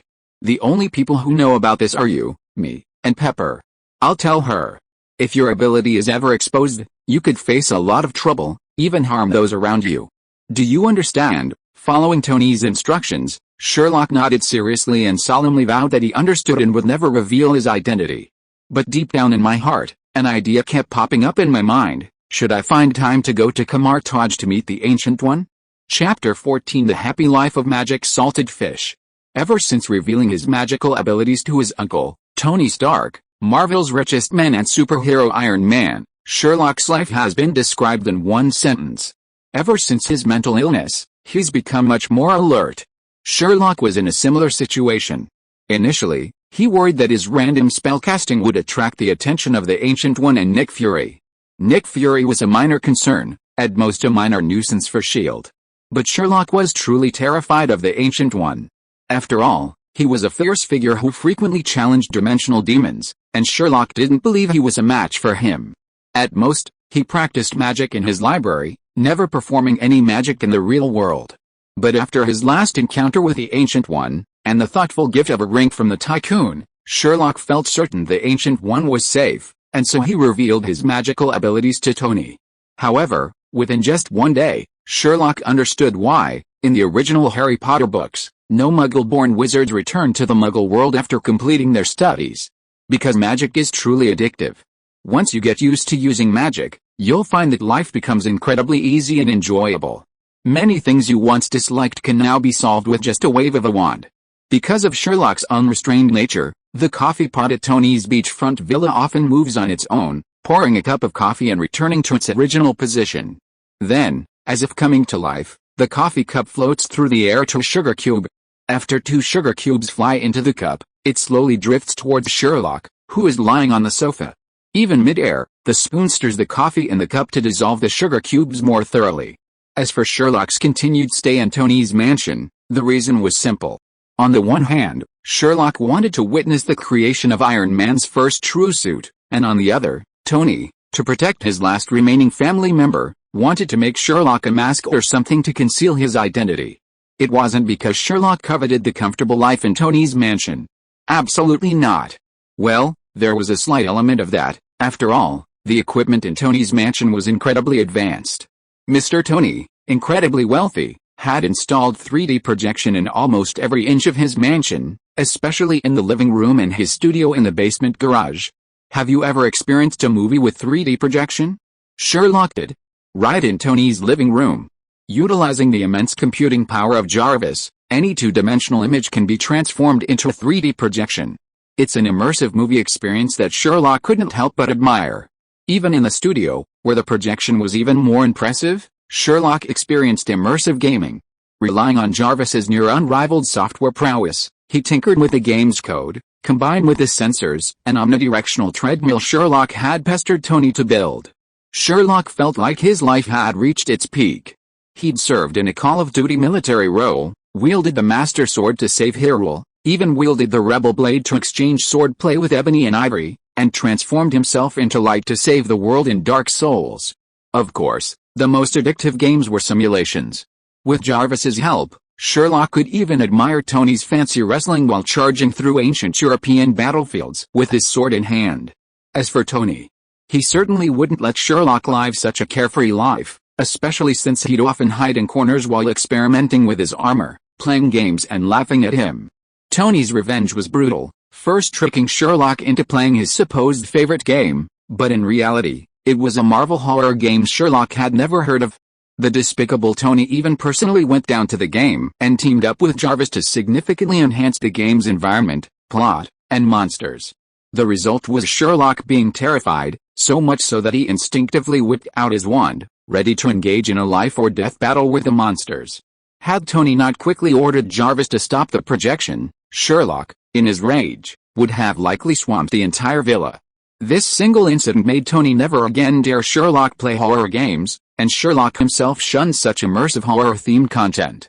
Of course, Sherlock wasn't just sitting around having fun in Tony's villa, especially after Tony learned of Sherlock's magical potions, which could do everything from healing injuries to granting immortality. And since they could be redeemed for just gold, Tony, penniless and with nothing left but money, generously procured a ton of gold. Looking at the gleaming gold nugget before him, roughly 0.5 meters long, 0.4 meters wide, and 0.25 meters high, Sherlock mentally cursed Tony for being such a rich idiot. But after all, the man had paid, and since he was his only blood relative in the Marvel Universe, Sherlock ultimately helped Tony exchange a number of potions. Of course, most of them were tonics and treatments for illnesses and injuries. Even Pepper, upon learning that Sherlock had some women's beauty and maintenance potions, offered to trade with Sherlock. Sherlock even pocketed some very useful potions himself. As for how the two of them behaved after exchanging potions, Sherlock truly understood the difference between the lucky and the unlucky. Pepper's debuffs after taking the potions were mostly positive or minimal. The most outrageous was a buff called rejuvenation. It forcibly rejuvenated someone by 20 years, while those under 20 were reduced to infantile status. Sherlock could swear that when Tony saw the 20-year-old Pepper Potts, the look in his eyes was as if he wanted to swallow her up. As for Tony himself, he was definitely the reincarnation of a non-African. He was clearly taking some tonics to replenish his body, and some potions to treat injuries. At most, he was using bone spirits to heal the broken bones from a fall. But the effect of that debuff was one more outrageous than the other. There was even one time when Tony, a muggle, learned animagus and turned into a horn eagle. It was the horn eagle with an invincible side profile and an unbearable frontal face. The most important thing was that after turning into a horn eagle, this guy could actually speak, which made Pepper Potts and Sherlock laugh at him for a long time. Of course, Tony himself also experienced the joy of flying, and even incorporated such flying experience into the production of his own armor, which was a blessing in disguise. If you're listening to this novel on a channel other than Fanfic World, it means they downloaded and uploaded it without effort. We cordially invite you to visit our channel, Mundo Fanfic Novelis. There you'll find the original version of this story, and you can explore many other novels of various genres. We're waiting for you to immerse yourself in a world of incredible novels. Chapter 15: The Birth of Iron Man, Part 1. It had to be said that Sherlock's time in Tony's mansion was the happiest of his time since crossing over. But even the happiest times must come to an end. This was especially true after Tony finished crafting his first armor. Sherlock watched firsthand as Tony completed the final design and fabrication of his suit, then stood at the workbench of the circular industrial arm. Watching the metallic silver armor being applied piece by piece to Tony's body, even Sherlock, a magician, had to admit that this sleek transformation was something few men could resist. Watching Tony don the suit was a delightful sight, each screw seemingly hitting the boy's G-spots, making Sherlock eager to pull Tony off and experience this scientific feat himself. However, Tony clearly wouldn't give Sherlock the chance. Once the suit was fully donned, Tony let out a strange cry of excitement and vanished into the garage in a burst of flames. Watching Tony fly away, Sherlock simply curled his lips and asked Jarvis to open Tony's first-person perspective. Holding some popcorn, he acted as a ground control tower for Tony. It turned out that after successfully creating the Mark II, Tony had indeed become complacent. Despite Sherlock's repeated pleas to keep him from flying too high, Tony remained unmoved. Ultimately, just like in the original film, Tony encountered a freezing problem while at high altitude. The only difference was that the Iron Man suit now contained Tony's various potions. According to Sherlock, anyone who wasn't killed instantly could be saved. This gave Tony immense confidence, and unlike in the film, he didn't panic. In a short while, he reconnected with Jarvis and successfully restarted the suit. After circling New York City, Tony excitedly returned to his villa. Just like in the film, he misjudged the weight of his suit and ended up crashing into his collection of cars in a hilarious manner. Looking at the gaping hole in the ceiling and Tony sprawled in the front cabin, bewildered, Sherlock instinctively pulled out his phone. The flashlight illuminated Tony's dark past, adding another point to his already shady history. Fortunately, Tony still had some sense and didn't force Sherlock to delete the photos with his palm cannon, even in his armor. He quietly stood up and walked to the workbench to dismantle his armor. Looking at the wrecked luxury car and the gaping hole in the ceiling, Sherlock, who had been living off the fat for so long, finally curled his lips and pulled out his wand.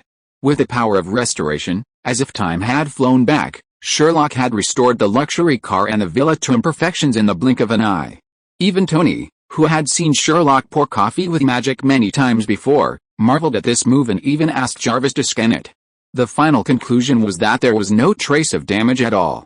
Tony, an engineer by training, could only mutter weakly that such repairs were unacceptable to the nation and the pride of engineering men.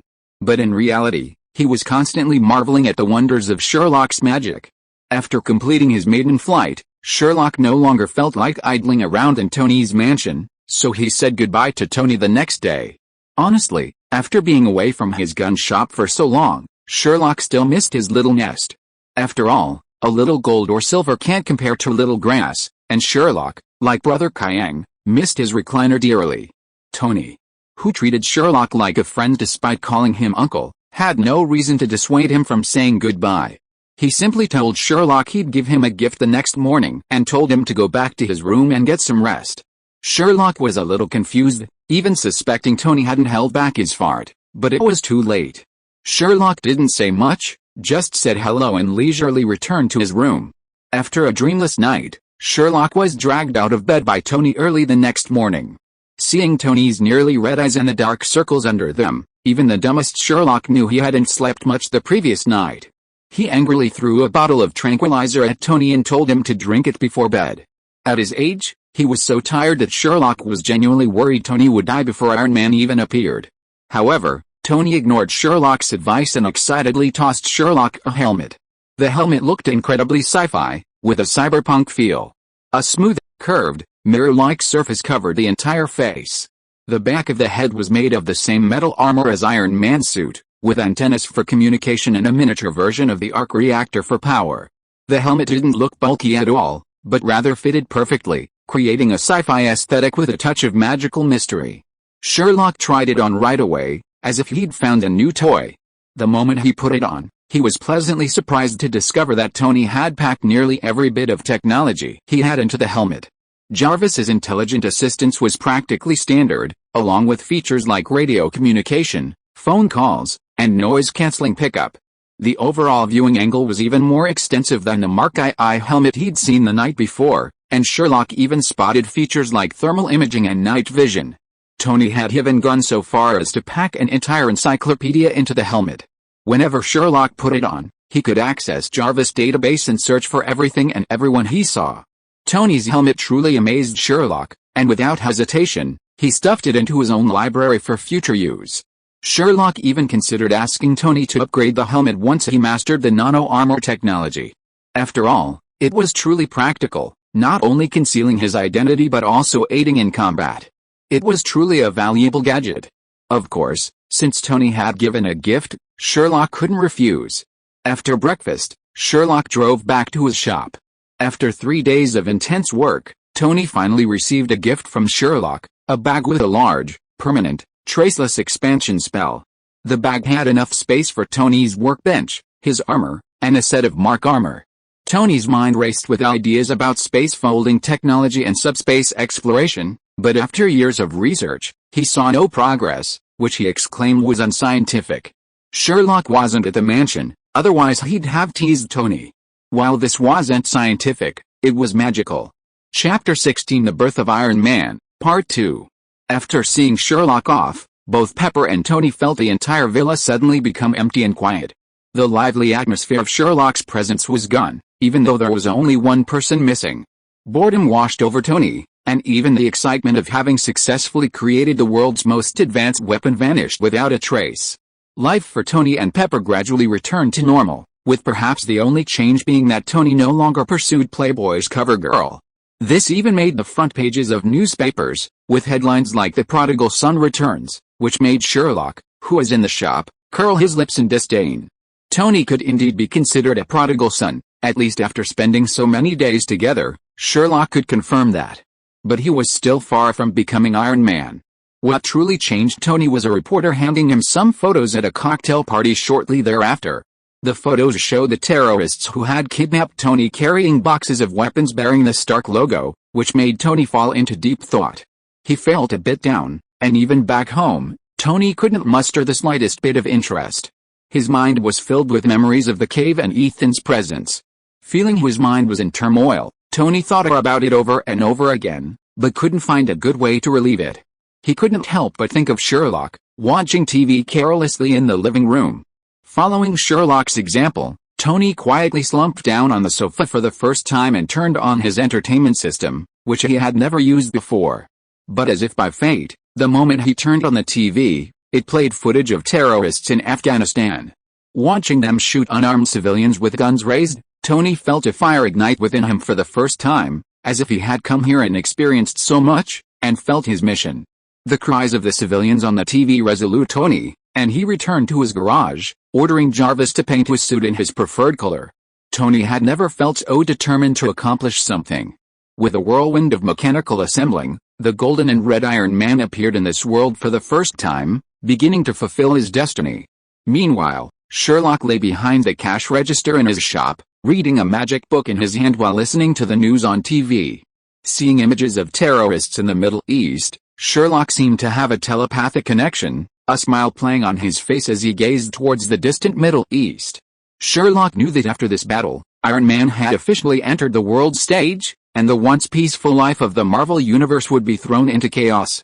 Turning off the TV, Sherlock briefly greeted the men in his shop before returning to his upstairs room. He took out the helmet Tony had given him and put it on. After learning Tony's whereabouts through Jarvis, Sherlock took out his wand without hesitation. Under the influence of magic, a pure black cloak enveloped Sherlock, followed by a pair of gloves. Sherlock double-checked in front of the mirror, confirming no skin was exposed. Then, he placed the dangling ring given to him by the Ancient One on his finger. As Sherlock's arm moved in circles, a sparking portal appeared before him. On the other side of the portal lay Tony's destination, Ethan's hometown in the faraway Middle East. Stepping through the portal, Sherlock instantly traveled from bustling New York to the dusty Middle East. Gazing at the distant town, where the constant sound of gunfire echoed, Sherlock simply waved his wand, and vanished into the swirling sands. Finding a high dune, Sherlock remained undisguised, maintaining the disillusionment charm, seemingly waiting for something. In a matter of moments, Sherlock encountered the protagonist of this story, Iron Man Tony Stark. Even though Sherlock had seen the scene of Tony descending from the sky in his iconic armor countless times in movies, seeing it in person was still awe-inspiring. Watching Tony dispatch the terrorists like chickens, like some ancient demon, Sherlock felt, for some reason, like a participant in the birth of Iron Man. A hero's birth is often shrouded in suffering and tragedy, isn't it? A pleasant female voice suddenly echoed in Sherlock's ears, startling him to the core. He instinctively pointed his wand in the direction of the voice. But the next moment, Sherlock obediently lowered his wand and respectfully greeted the voice's owner. "Master Ancient One? What brings you here?" The Ancient One glanced at Sherlock, who stood awkwardly, with a smile. He didn't answer Sherlock's question, but instead offered a teasing remark. "Nice outfit." It would have been fine if the Ancient One hadn't said it, but the fact that he did made Sherlock feel like he was suffering from a Chunibyo syndrome and had been seen doing it. For a moment, Sherlock even felt like he shouldn't be there. Fortunately, the Sorcerer Supreme didn't dwell on Sherlock's outfit for too long. Instead, he turned to Tony, who was still engaged in a fierce battle with the terrorists, and continued.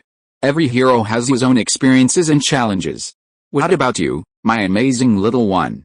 Now that you have power, how will you choose your path?" Honestly, Sherlock was a little confused by the Ancient One's nonsensical question, and even had a hard time answering it. After a long time of contemplation, he couldn't figure out what the Riddler was trying to say. He even subconsciously began to think of some kind of magic to escape. After all, he couldn't fight him, and his brain couldn't outsmart this centuries-old man. Sherlock could only think of a way to escape. Fortunately, Ancient One seemed to notice Sherlock's embarrassment and didn't dwell on it. Instead, he turned to Sherlock, who was standing to the side, not knowing where to put his hands. "Would you like to come to Camartage for a cup of tea?" As Ancient One finished his words, a portal slowly appeared behind him. Chapter 17 Camartage. Watching the portal behind the Ancient One open without him even making a move, Sherlock glanced back at Tony, who was currently landing against a main battle tank, and swallowed hard. Could I refuse? Could I dare refuse? Would I really get away with it? 3 questions raced through Sherlock's mind the moment the Ancient One invited him. Fortunately, his mask hid his expression, otherwise, if the Ancient One had seen Sherlock's expression, he'd have likely received a beating. Sherlock considered himself a responsible and courageous wizard, even among the Avengers, an excellent support, even if he couldn't deal damage.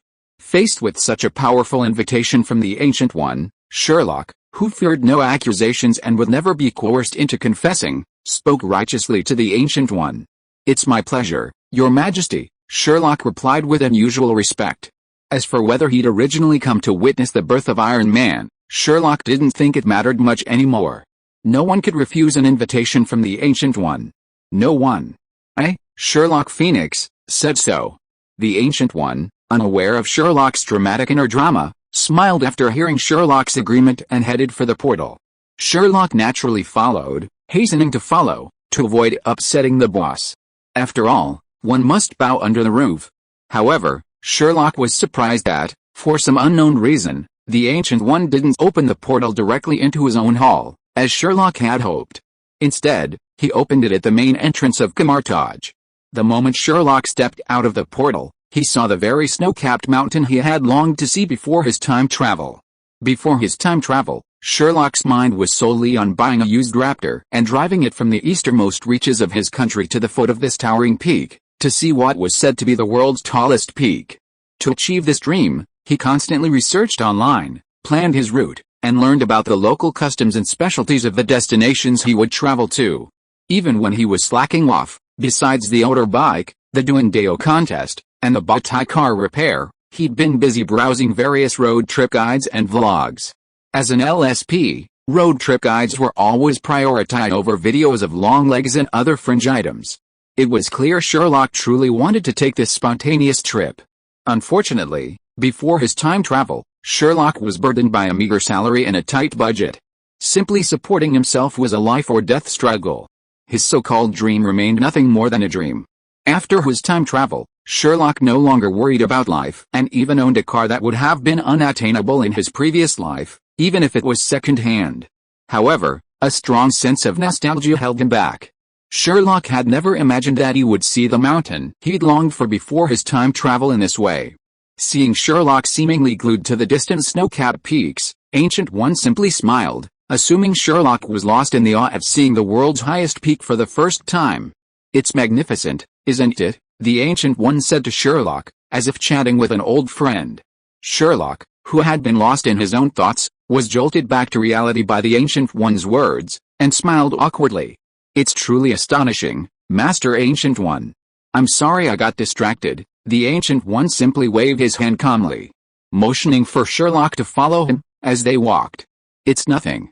You know, even I'm sometimes astonished by the grandeur and magnificence of this mountain." Sherlock didn't object to the Ancient One's response, but simply smiled and followed him.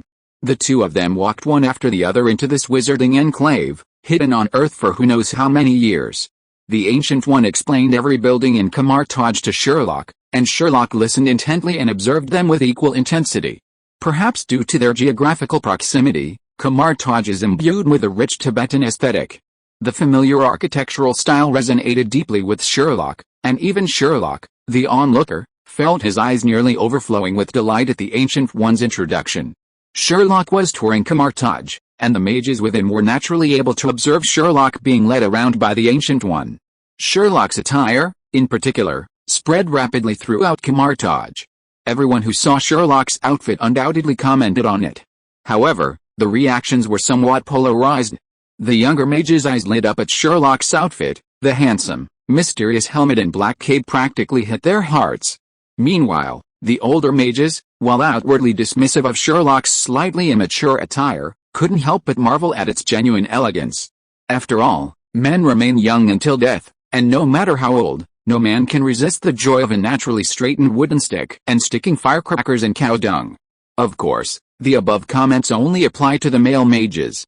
As for the female mages, well, in summary, besides being curious about the identity of the man being led by the Ancient One, their opinions on Sherlock's outfit were remarkably uniform. It was the height of Chunyabaku, middle school, style. As the Ancient One led Sherlock on his tour, he seemed to notice the mages' curiosity about him. Their eyes, filled with curiosity, made Sherlock feel like a monkey in a zoo. Fortunately, his helmet shielded him from view. Sherlock behaved normally, but he lost interest in continuing his tour. The Ancient One seemed to notice the increasing number of mages stealthily gathering nearby, and seemed to understand Sherlock's feelings. After a light cough, he led Sherlock directly past a mage's practice grounds and into his own hall. Sherlock finally breathed a sigh of relief when he entered the Ancient One's hall. But the Ancient One came straight to his tea table and poured Sherlock a cup of clear tea. Seeing the Ancient One place the cup before him, Sherlock felt a little excited. "Is it here?" Marvel's most famous drink, unlimited refills of Ancient One tea. Chapter 18, Sherlock. Sherlock lifted the cup of tea in front of him, almost as if on a pilgrimage. Gazing at the pale green liquid within, he felt incredibly excited, yet something seemed to be missing. As Sherlock brought the cup close to his mouth, he froze. He felt something was missing. Damn it! I couldn't smell the tea with my helmet on. Damn it! How could I even drink tea with the helmet on?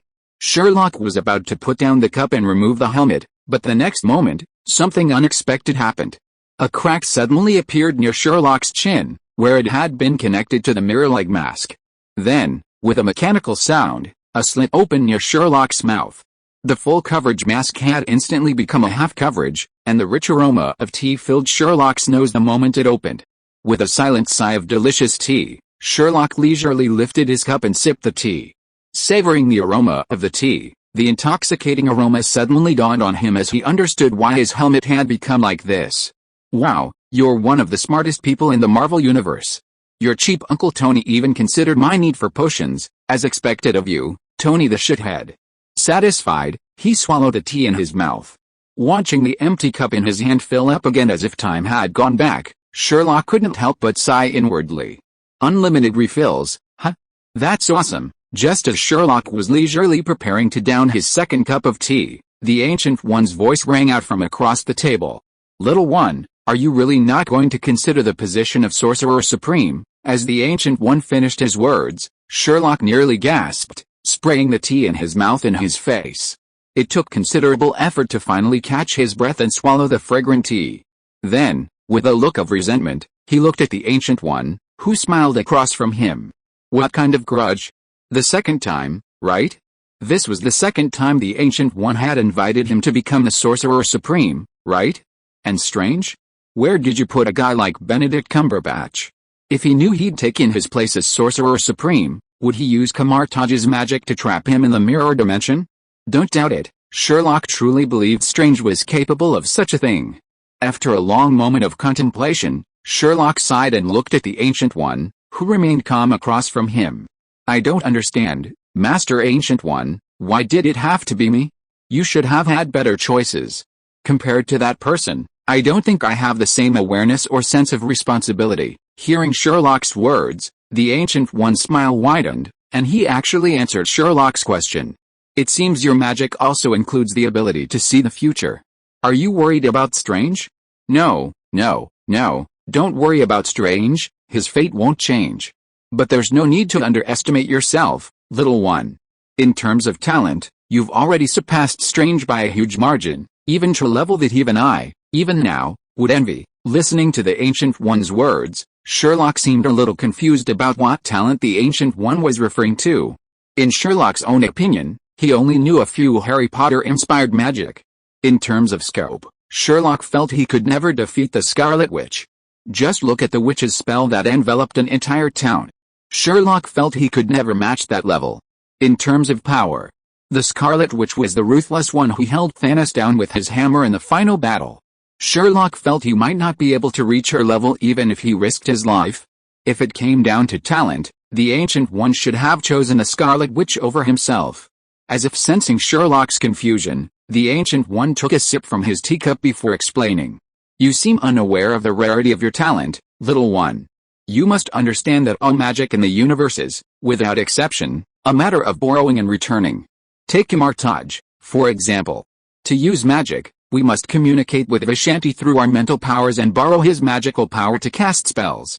Even across the entire universe, those who possess their own magical powers are few and far between, yet they are all among the most powerful. Even those dimensional masters whose magic we borrow is often merely assimilating magic from their own dimensions.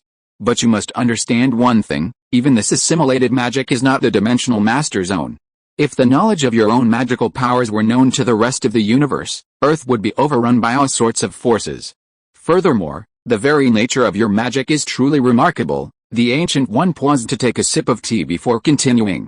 I don't know if you've ever felt your own magic. Yours is unlike ours, or even unlike any magic in the entire universe. Your magic surpasses ours. To exaggerate, your magic is characterized by its ability to rewrite, twist, and even rewrite the very rules of the world with its own will. The idealistic nature of magic is almost perfectly embodied in yours. Honestly, if your magic could be learned, even I would be tempted to become your disciple. As the Ancient One finished his words, Sherlock felt his jaw drop. He had a feeling his magic was impressive, but he hadn't imagined it to this degree. As for what the Ancient One meant by learning, Sherlock had no idea.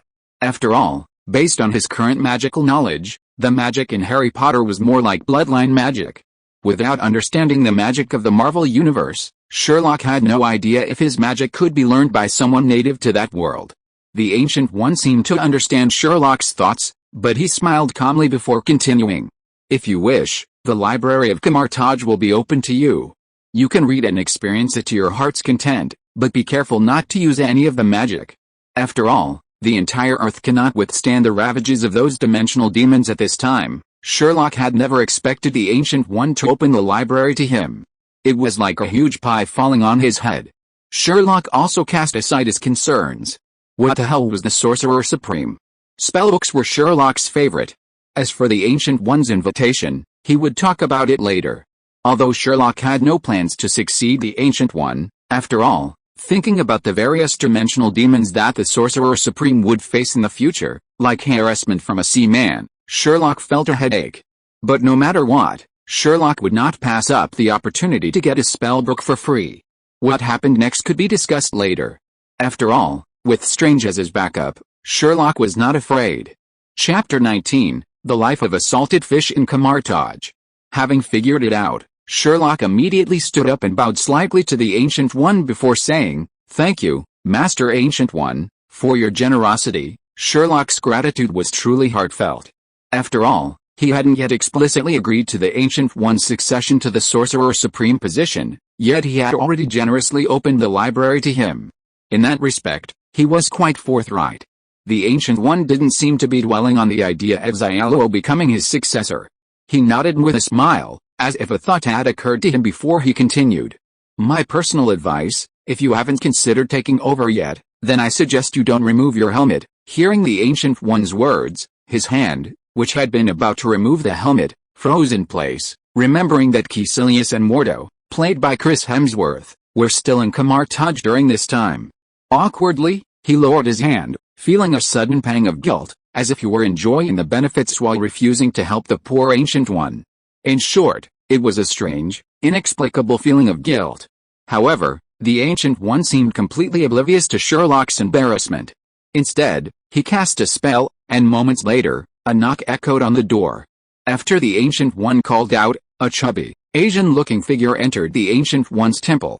It was the king, who had become the Sorcerer Supreme during Doctor Strange's 5-year absence. Watching the serious-looking, seemingly meticulous king enter the hall and respectfully greet the Ancient One, Sherlock felt a tinge of unease.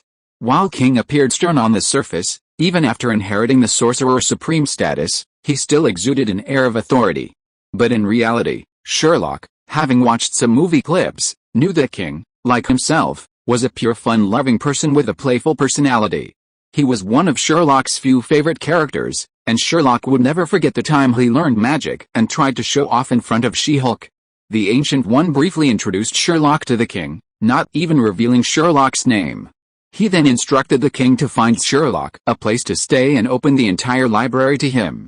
The king followed the Ancient One's orders well. Honestly, while Camartage had Wi-Fi, the overall environment was nothing compared to Tony's mansion. But once you get used to the environment, life here is undoubtedly much more interesting than Tony's. This was especially true for the king. Once Sherlock got to know him, his playful nature became apparent. He even tried to inquire about Sherlock's acquisition of the helmet, hoping to get one too. Crucially, Sherlock, living in Camartage, overheard the king repeatedly disparaging his outfit in front of his junior students, urging them to practice magic seriously and stop dwelling on their chunibayao. Sherlock expressed deep disdain for Wang's double-dealing behavior. During a meal, he bluntly remarked that Wang's large head would never fit under his helmet. Even if he did, it would only make his head look larger, increasing the risk of headshots in combat. Sherlock's taunting infuriated Wang, and without further ado, he challenged Sherlock to a duel. Could Sherlock tolerate that guy? His decisive transfiguration, disguised as a sheep, completely undid Wang's temper. However, a new problem arose. Wang seemed to become obsessed with Sherlock's feigned transformation, constantly questioning how he pulled it off. Aside from these joyful moments, Sherlock spent most of his time with Wang in the library, each with a magic book in hand. Occasionally, he'd ask Wang to fetch some goodies from the Hong Kong temple so they could secretly share a drink in the library. Sherlock, who often hung out with Wang, hadn't seen much of the villains, Caecilius and Mordo, but even if he had, he probably wouldn't have cared. After all, besides teasing Wang, Sherlock's mind was mostly focused on the magic books in the library. Compared to the magic books in Harry Potter, Marvel's own magic gave Sherlock a more scientific feel. Sherlock felt that Harry Potter magic was more subjective, driven largely by emotions, even emotions significantly affecting the power of magic. However, Camartage magic relied more heavily on magical circles composed of runes and lines, much like permutations and combinations, with different runes creating different spells, connected by lines. As time passed, Sherlock occasionally felt the urge to try out Camartage's magic, but he held back, unwilling to confront some seemingly insignificant dimensional master. However, things don't always go as Sherlock imagined. During a sparring match with the king, Sherlock almost unconsciously used a basic shield spell from Camartage. However, Sherlock's shield seemed different from the others in Camartage. It was a pure white one. This alarmed the Ancient One, but after investigation, the Ancient One concluded that the reason for Sherlock's shield being white was ultimately due to Sherlock's own magical power. Upon realizing that his own magical power could also power Camartage's magic, Sherlock became visibly excited and began practicing Camartage's magic with the king's assistance. Unfortunately, aside from some very basic spells like small shields, chains, and portals, Sherlock was unable to use most of the magic. The only exception might be the mirror space spell, which surprisingly had a similar effect to the untraceable expansion spell.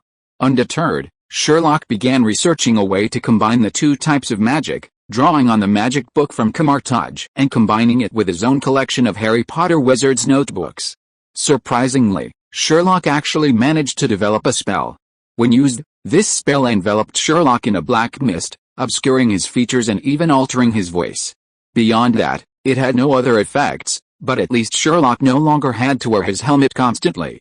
This left Sherlock feeling dejected and ridiculed by the king. Finally, after Sherlock's warning with a sheep transfiguration technique, the king finally relented. Of course, while Sherlock was researching magic, the king also read Sherlock's magic book, and the result was simple. In the king's words, it was more profound than metaphysics. Sherlock was certain of one thing: his magic was uniquely his, and could not be taught to others. Aside from these minor incidents, Sherlock's life in Camartage was incredibly wonderful. Even later on, under Sherlock's guidance, the king began to develop into Sherlock's own character: funny guy, illiterate, and goofball. However, in the exhilarating world of Marvel, where American blockbusters are constantly being released, happy days are often short-lived. Just as Sherlock was immersed in the sea of magic, a phone call successfully brought him back to reality. Chapter 28: Call for Help from Jarvis. It was a pleasant evening in the Camartage library. Sherlock and Wang hadn't rested, each with a magic book and coffee, perusing the library intently. Wang held the first-year transfiguration textbook Sherlock had given him, while Sherlock held the legendary Camartage's most powerful offensive spell that Wang had found for him. Like venerable monks, they perused their respective magic books, sipped their coffee, and engaged in verbal banter. On the surface, they appeared remarkably harmonious. But inwardly, both Wang and Sherlock were embracing that classic Wang Baoqiang mem: what the hell is this?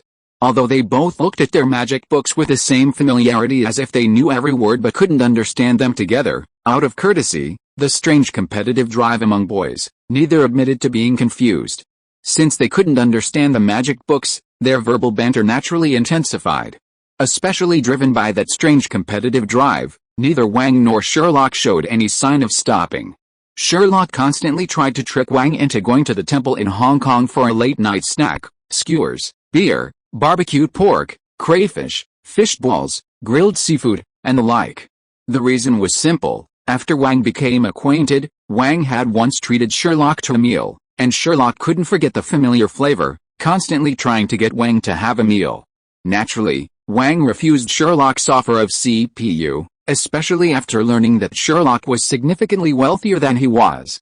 After all, according to Sherlock's deception, Sherlock already owed Wang a 125mm howitzer, 2 double-barreled anti-aircraft guns, 2 AR series rifles, 1 HK series rifle, 3 AK series rifles, several pistols, a box of defensive grenades, and a box of 9-shot flash grenades. Initially, Wang was fascinated by Sherlock's claim that this CPU was far more useful than magic. After all, Wang's background meant he rarely encountered Sherlock's Muggle weapons. But as time passed, Wang gradually came to his senses. Damn it, I'm a Camartage magician. Everyone else starts with two-handed magic, with incredibly cool special effects, a true budget killer. Why is it that when it comes to me, it's all artillery fire, firepower supreme? Besides, if this thing really worked, then Camartage's leader, the Ancient One, would have been a weapon angel. His first line of fire against the enemy would be a barrage of volleys.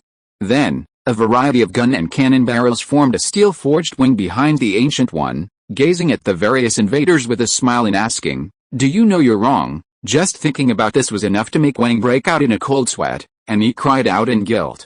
And what's more, Sherlock, this tycoon with dollars in his hand and his uncle, the world's richest man, was actually trying to squeeze his meager monthly allowance. Just thinking about it made Wang feel like even his uncle couldn't tolerate this. Along with Sherlock's CPU, Wang had also developed a remarkable knack for deception. Every time Sherlock's CPU craved a late-night snack, Wang would resort to this deception. Today was no exception. Although driven by a desire to win, neither of them revealed whether the other had found a fake magic book to trick them. In reality, each was certain that the seemingly nonsensical book in their hands was the product of the other's deception. Naturally, their verbal exchanges never ceased. Just as the two were engaged in a fierce exchange, Sherlock's phone suddenly rang. Confused, Sherlock glanced at his phone, only to find no incoming call information on the screen. Typically, such calls were either from secret government agencies like the CIA or FABO, or simply scammers. Sherlock, convinced he had no means of convincing a secret agency to call him, was certain it was a scam call, accompanied by the strong aroma of curry. Faced with a scam call that interrupted his rhetoric, Sherlock naturally angrily pressed the kill button, not even considering answering it. Just as Sherlock hung up the phone, sorted out his rhetoric, and prepared to continue his conversation with Wang, his phone rang again. It was the familiar, unidentified number. Sherlock frowned and angrily answered the call. Loved. No date. Langxiang. Save the big one. Save my mom. No regrets. I don't know how to do this. I have something to do tomorrow. I've been thin before. Not a Virgo. Don't have much money left. Unfinished homework. Don't know Amway. Lick the lid when drinking yogurt. Don't lick my fingers when eating potato chips. Don't know why pigeons are so big. Did it buy insurance or courier? Not in China. I spent the money. I just bought a giant panda and have already eaten it. The meat is not tasty. The force of that slap on your face just now was 32.2 newtons. The psychological trauma caused by the damage I've done to you is approximately 9 square centimeters. It only takes 2.7 seconds to jump from here. The probability of death from the fall is 92.4%, and the probability of disability is 7.58%. Miraculous solutions to surviving unharmed include but are not limited to, someone is below to take your place, or a strong wind blows you away. Is there anything else I can say? Listening to Sherlock's words that sounded like a menu, Wang, who was sitting across from Sherlock, was a little confused for a moment, especially Sherlock's blue shit. It took Wang a while to register what he meant. Faced with Sherlock's fluent, unwavering speech, Wang fell silent. The person on the other end seemed to fall silent as well. After a long moment, Jarvis's electronic voice finally rang through the receiver. I'm sorry, Mr. Sherlock, I don't understand what you're talking about. I'm only contacting you because your Uncle Tony is in danger and may need your help. As Jarvis's voice fell, Sherlock instantly replayed the plot of Iron Man in his mind, and then, as if something clicked, he seemed to realize something. Oh shit. Oh shit. Jarvis, send me Tony's location, I'll be there right away. Wang, tell the Ancient One I'm sorry I can't say goodbye in person. Sherlock, like a cat whose tail had been stepped on, leaped from his chair. Seeing the location Jarvis had sent him, he simply said hello to Wang before creating a portal and disappearing into the library. Seeing Sherlock hurried away, Wang put down the Transfiguration textbook in his hand, rubbed his chubby cheeks, and sighed that young people are really hard-working. Then he stood up and walked towards the Ancient One's hall. After all, Sherlock looked very anxious. No matter what, this matter should be discussed with Master Ancient One. Chapter 21 Operation Pepper Rescue. Sherlock appeared in Tony's villa. Tony had lost his initial pride and complacency. He lay limp on the ground, like an ordinary mortal. His face was covered in lines resembling veins, and his complexion was pale. The arc reactor on his chest, which should have been emitting a faint blue light, had vanished. Seeing Tony weakened, Sherlock waved his wand without hesitation, and the crude arc reactor Tony had built in the cave flew towards Sherlock. After shattering the glass cover, Sherlock fired a round at the shoddy device, restoring it to its original state. Then, under Tony's command, Sherlock, despite his nausea, helped Tony insert the arc reactor into the gaping hole in Tony's chest. By the end, Sherlock's face was even paler than Tony's. After all, the sticky liquid filling Tony's chest was enough to make Sherlock think of something sinister. After the arc reactor was placed into the large hole in Tony's chest, Tony quickly regained his composure. Within moments, Tony was able to stand, holding onto the table. Seeing Sherlock, still pale and seemingly nauseous, constantly cleaning his newly cleaned hands, Tony rolled his eyes in annoyance. Do you have any healing spells? Cast one on me. Sherlock simply rolled his eyes at Tony's request and unhappily tossed him a bottle of white moss potion and a piece of detoxifying bezoar.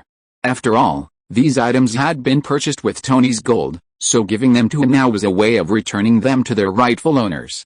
Tony's face darkened as he looked at the dark, indescribable stone in his hands and the bottle of potion he was so familiar with. He casually placed the potion and bezoar on the table, then, as if remembering something, he grew anxious. Sherlock hurried to Stark Industries. I've asked Pepper to investigate Obadiah Stane's computer. Now that Obadiah Stane has brazenly appeared in my villa and taken my arc reactor, Pepper is in danger. Use your magical powers to save Pepper. Leave Obadiah Stane to me, I'll be there soon. Hurry, hurry, act. Tony looked genuinely panicked. After giving his instructions, he sprinted towards the basement. Watching Tony disappear, Sherlock could only sigh helplessly. If nothing unexpected happened, his future aunt, Pepper Potts, should be with Kelson, the mayor of the newbie village. If possible, Sherlock really didn't want to appear before the SHIELD people. After all, the sticky nature of the black salted egg was a bit annoying. But she was his future aunt after all, and to be honest, Sherlock had a very good impression of Pepper Potts. All he could do was put on the helmet Tony had given him with a sigh. After putting on the helmet, Sherlock waved his wand, and a black hooded cape and a pure black combat uniform appeared. Compared to the outfit he'd worn in Camartage, it was less childish and more mysterious. Gently wiping his hand over the helmet, a thick black mist appeared from Sherlock's hood, obscuring the sci-fi-looking helmet Tony had given her. After making all the necessary preparations, Sherlock instructed Jarvis to locate Pepper Potts. A huge 3D projection appeared on Sherlock's helmet, and Sherlock could clearly see the rapidly moving red dot in Stark Industries. Without hesitation, Sherlock simply waved his wand, and with a sound of space warping, his entire figure vanished into Tony's villa. When Sherlock reappeared, he was standing in a tunnel lined with pipes. He could even hear the clatter of Ironmonger's destruction nearby. Without hesitation, Sherlock began running towards the red dot representing Pepper Potts. Just a few turns later, Sherlock saw a panicked Pepper Potts, dressed in an old-fashioned outfit. Beside her was the village chief, a man with a dreadful hairline, trying his best to pull her away. Behind them, Ironmonger, a giant steel rhino, pursued them. Pepper Potts and Kelson also spotted Sherlock running towards them. Before Kelson could raise his pistol, a red flash struck him. As the flash struck, the pistol in his hand suddenly came alive, struggling in his grip. In a fraction of a second, the pistol flew out of his control. With his only weapon gone, Kelson's face, already rosy from the intense exercise, paled considerably. Ironmonger pursued him from behind, and an unidentified figure with treacherous tactics appeared from the front. Kelson briefly considered his career over. Sherlock, however, clearly hadn't given it much thought. He had only used Expelliarmus against Kelson because he pointed his gun at him. In this critical moment, Sherlock didn't have time to bother with the newbie village chief. After knocking Kelson's weapon out, Sherlock's wand didn't stop. A stream of obstacle spells emanated from his wand, hurling towards the charging Ironmonger. The effect proved remarkable. Ironmonger, already charging like a rhino, began to stumble under Sherlock's spells. This gave Sherlock time to reunite with Pepper Potts and Kelson, though Pepper and Kelson were unaware of the identity of this mysterious figure. But after watching him attack Obadiah Stane behind them, the two men were pretty sure he wasn't an enemy. What they didn't expect was that the moment this mysterious figure approached them, he instantly grabbed their shoulders with both hands.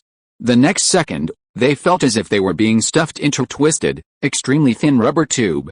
When they regained consciousness, they were already on the rooftop of Stark Industries. If you're listening to this novel on a channel other than Fanfic World, it means they downloaded and uploaded it without effort.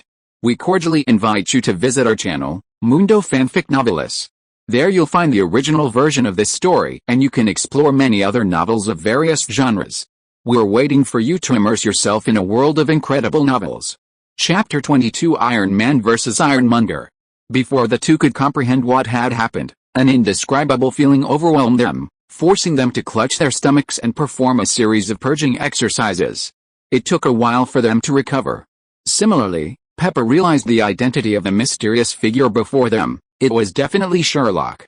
Such vile behavior, or such wicked magic with serious side effects, was definitely Sherlock's style. Seeing Pepper glaring at him with a murderous look, Sherlock could only scratch the back of his head in embarrassment and resignation as he explained. It's always like that first time. You get used to it." Pepper didn't believe a word of Sherlock's explanation. With a cold snort, she looked down with concern. As the two vomited, Tony had already flown over in his classic red and gold Iron Man suit. The two Iron Men had already clashed from the industrial park onto the road.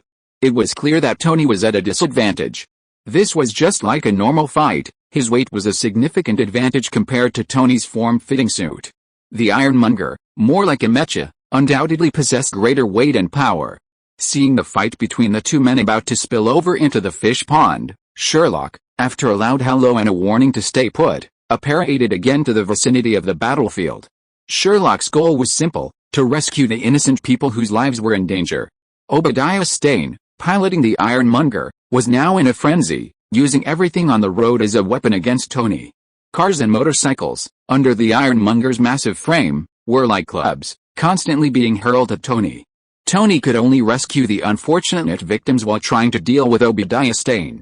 Sherlock's presence clearly eased Tony's pressure, even allowing him to feel less afraid.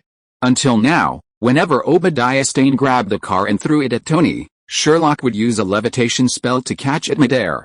After safely landing the car, Sherlock didn't forget to give it a good restorative treatment. He even went over to ask if anyone inside was injured. If so, Sherlock would tell them to pull over and wait for treatment.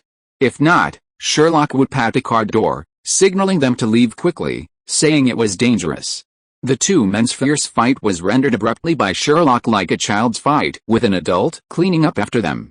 Sherlock even took the time to give Tony, who had been badly beaten, a good restorative treatment, restoring his already scratched armor to pristine condition. This scene sent Obadiah Stane screaming in anger, even uncontrollably launching into a barrage of verbal attacks. Tony remained unfazed by Obadiah Stane's verbal attacks, remaining calm and composed. But as time passed and the power of Tony's old arc reactor waned, Tony found himself completely helpless against Obadiah Stane's Ironmonger's defenses. The two exchanged blows for a long time, seemingly unable to defeat each other. Obadiah Stane seemed to realize this and smirked. He wasn't panicking at all, for his arc reactor possessed far more power than Tony's second-hand reactor. It was also more suited to a war of attrition. Obadiah Stane believed that even Tony, a genius, couldn't build a new reactor so quickly. In his ecstasy, Obadiah Stane completely forgot about Sherlock, who stood on the outskirts of the battlefield. As he battled Tony, he recounted everything he deserved. Perhaps due to his own pride, Obadiah Stane, while discussing Tony's father, accidentally mentioned Sherlock's parents. At that moment, Sherlock was overcome with a nameless rage. Fortunately, even on the outskirts of the battlefield, Sherlock had managed to maintain his composure and call Pepper Potts, who was perched on a distant rooftop, to inquire about the situation. Under Sherlock's questioning, Pepper Potts revealed a truth Sherlock found unacceptable: his parents' deaths had been intentional. Furthermore, according to the information on Obadiah Stane's computer, the mastermind behind the accident was Obadiah Stane. His reasoning was simply that Sherlock's parents had the right to inherit shares in the Stark Enterprises. Unable to contain his rage, Sherlock waved his wand and charged towards Obadiah Stane in midair. Tony, as if bound by an invisible rope, was suddenly dragged away from the center of the battlefield. Confused, Tony quickly learned the truth from Jarvis and, concerned, came to Sherlock's side. "Kid, I'm so sorry.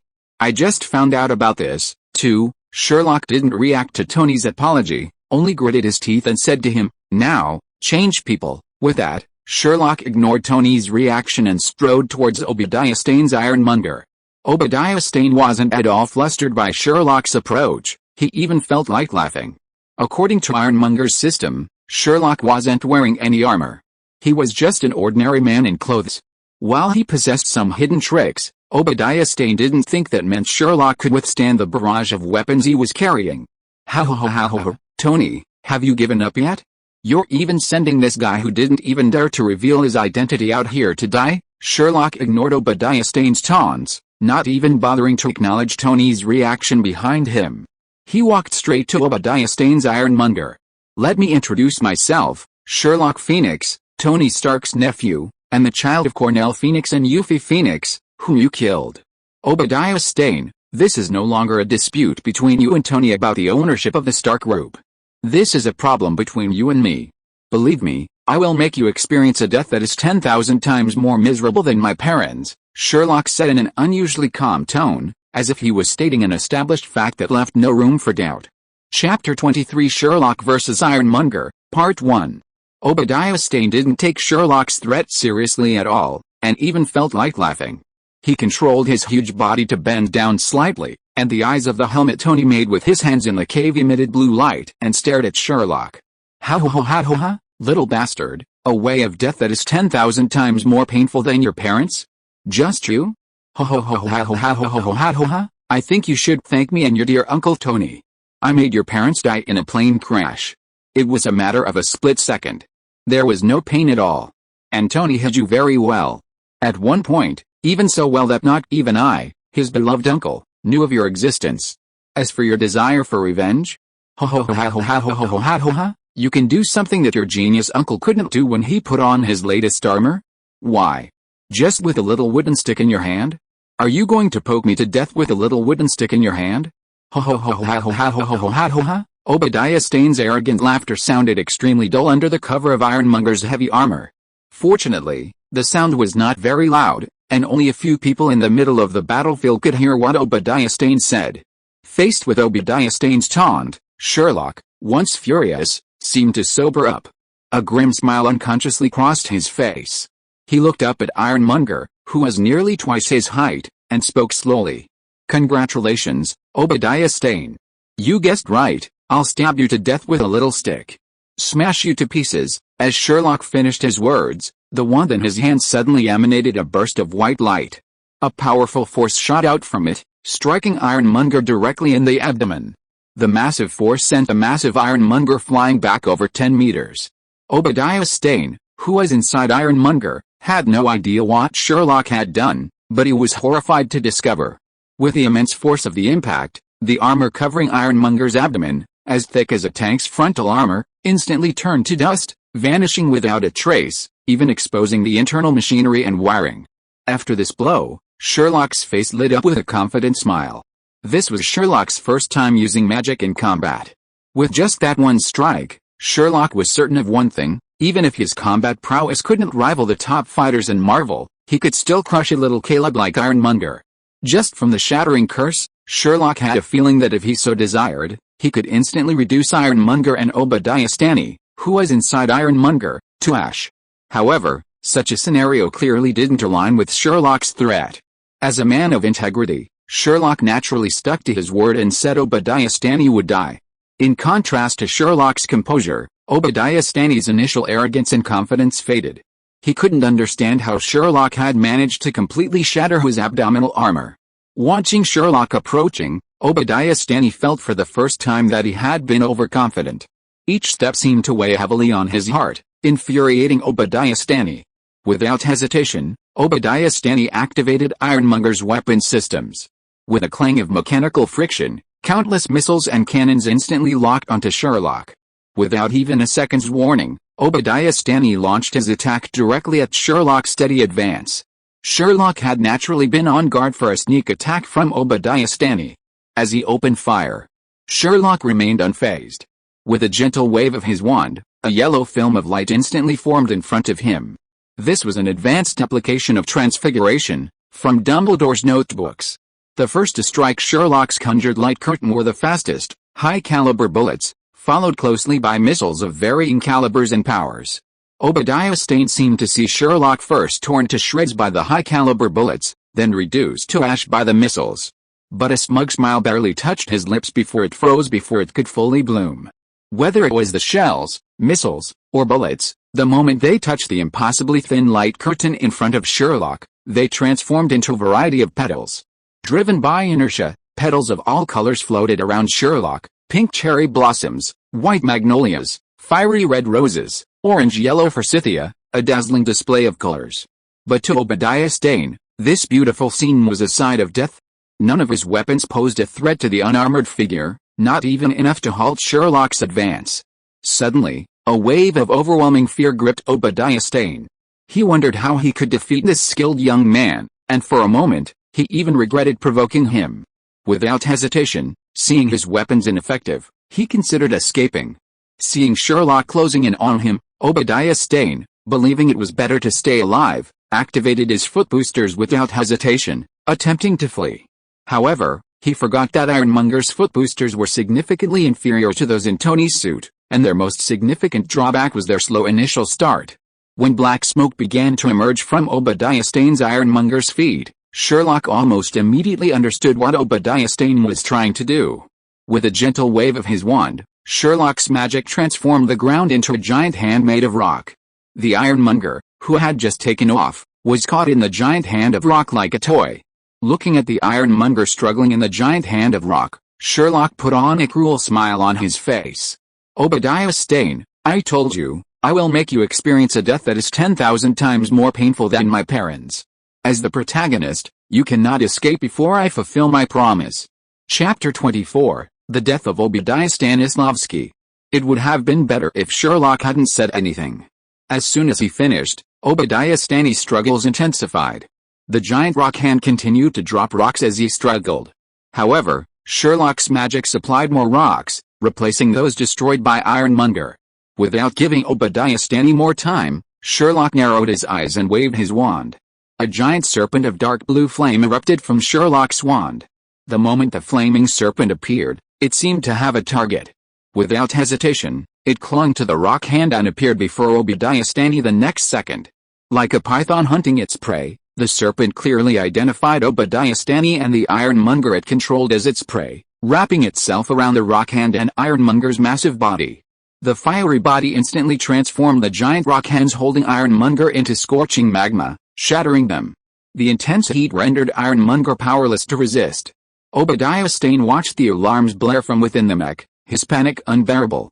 With a groan, he activated his last resort, an escape device hidden within Ironmonger. With a creaking mechanical sound, Obadiah Stane was ejected from Ironmonger like a piece of waste. Landing in a state of disarray not far away, Ironmonger, now without Obadiah Stane's control, was instantly reduced to a pool of molten metal by the flaming serpent. Seeing the flaming serpent had accomplished its mission, Sherlock, without hesitation, counterspelled the fiery serpent, vanishing without a trace. This magic came from Grindelwald's notebooks. Compared to Dumbledore's, Grindelwald's contained a greater variety of dark arts, with fiendfire being Sherlock's most proficient.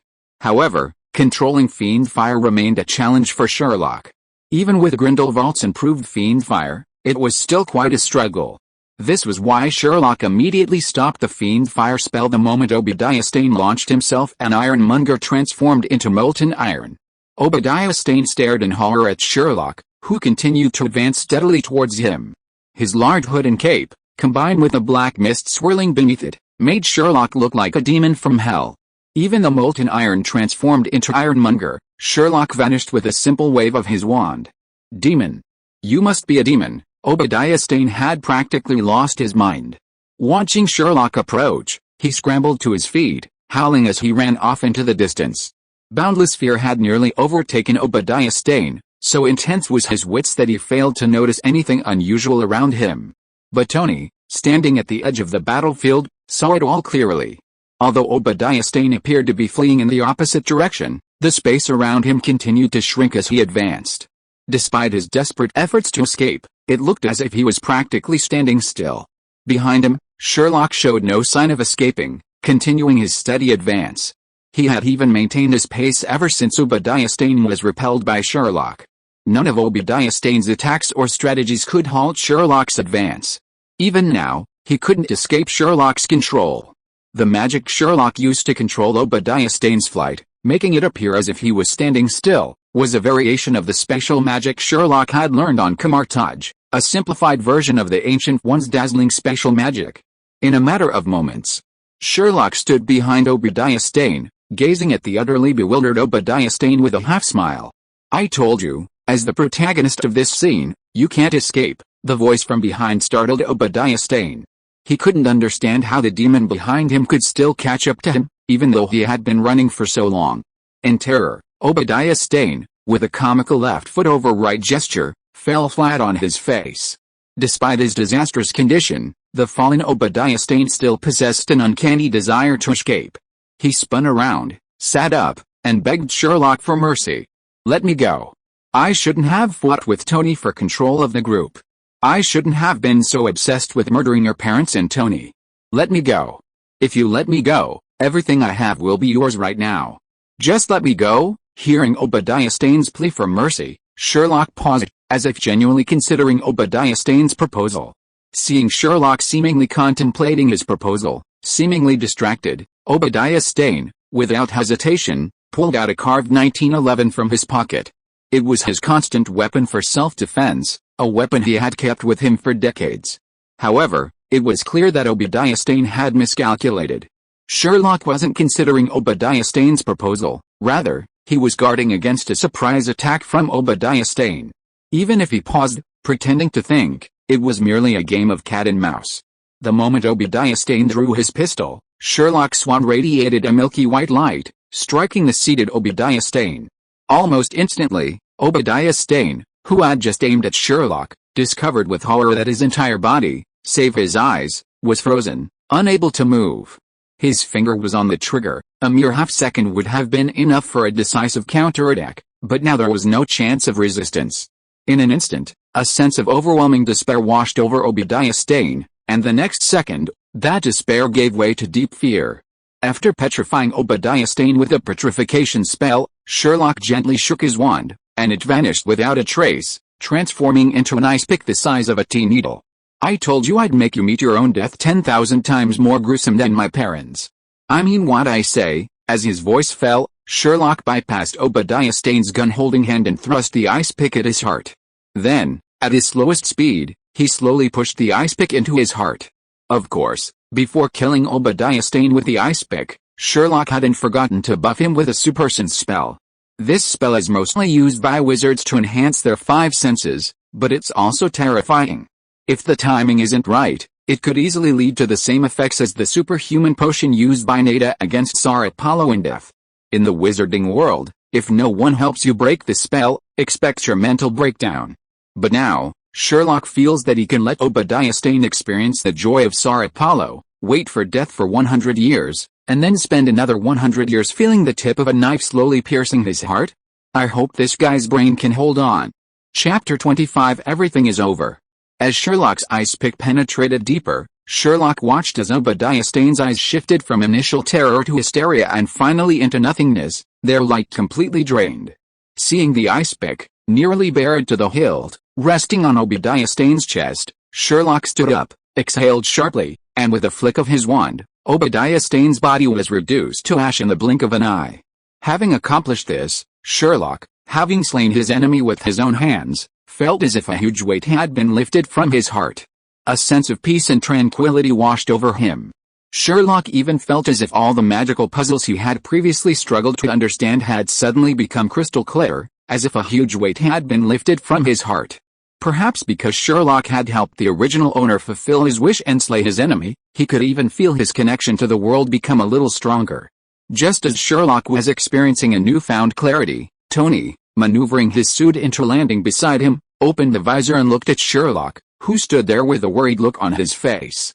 "Stinky boy, you," Sherlock interrupted Tony before he could finish. "Don't get all sentimental, my dear Uncle Tony the shithead, the matter of Obadiah Stane has nothing to do with you. Just don't blame me for killing your uncle." Tony rolled his eyes in annoyance at Sherlock's irresponsible words, patted Sherlock's shoulder vigorously, and continued. "What are you thinking, stinky boy? That's not my uncle. You know, I almost died at his hands, twice." Tony seemed to have forgotten he was still in suit, and the slap nearly brought Sherlock, still in his flesh, to his knees. Sherlock quite reasonably suspected he was seeking revenge against the enemy who had stolen his possession. Sherlock had managed to remain calm and composed in the face of Ironmonger, but if Tony truly brought him to his knees, Sherlock's newly established image of strength, coolness, and mystery would likely crumble completely. He rolled his eyes at the smug Tony standing beside him, and for a moment, Sherlock even considered letting Tony experience the joy of being a sheep. A sheep in armor was definitely something quite amusing. Sherlock's face was hidden beneath his helmet and a thick black fog. Tony, unaware that he had seemingly managed to survive the sheep transformation, continued to gaze smugly at Sherlock. Seeing Tony's expression, Sherlock sighed in resignation. Looking at the black-suited figures converging towards them in the distance, and pepper pots at the forefront, Sherlock decided to let Tony go for now, hoping to exact his revenge later. Looking at the devastated battlefield around him, Sherlock, determined to stay on the good side, gently waved his wand, and the place was restored to its original state. The devastated surroundings, littered with debris and rubble, suddenly seemed to have been paused. The next second, as if rewinding, the shattered landscape began to reverse. The broken stones slowly coalesced, forming a single solid mass, then, pulled back to their original position by an inexplicable force, the twisted and shattered cars that had been affected also began to slowly return to their original state with a sound of twisting metal. In a matter of seconds, the streets that had once resembled Syria returned to their original state. Even the wall of Stark Industries, which the two had crashed through, was restored intact.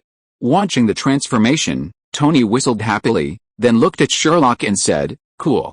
Honey, you saved me a ton of money on compensation." Sherlock simply smiled at Tony's words. What Tony didn't know was that Sherlock had only restored the streets. His magic had no effect on the injured and frightened. And most importantly, Sherlock had been incredibly cunning and hadn't repaired the damage caused by the fight at Stark Industries, so Tony still had to pay, and he might even have to pay every penny. It was just that, as a wealthy man, Tony didn't care much about the money. Watching the S.H.I.E.L.D. agents approaching, and Pepper Potts running in front of them, Sherlock, who didn't want to reveal his identity just yet, felt a growing headache. Looking at Tony beside him, Sherlock suddenly felt a sudden inspiration and said hastily, "Dear Uncle Tony, I'll leave the rest to you.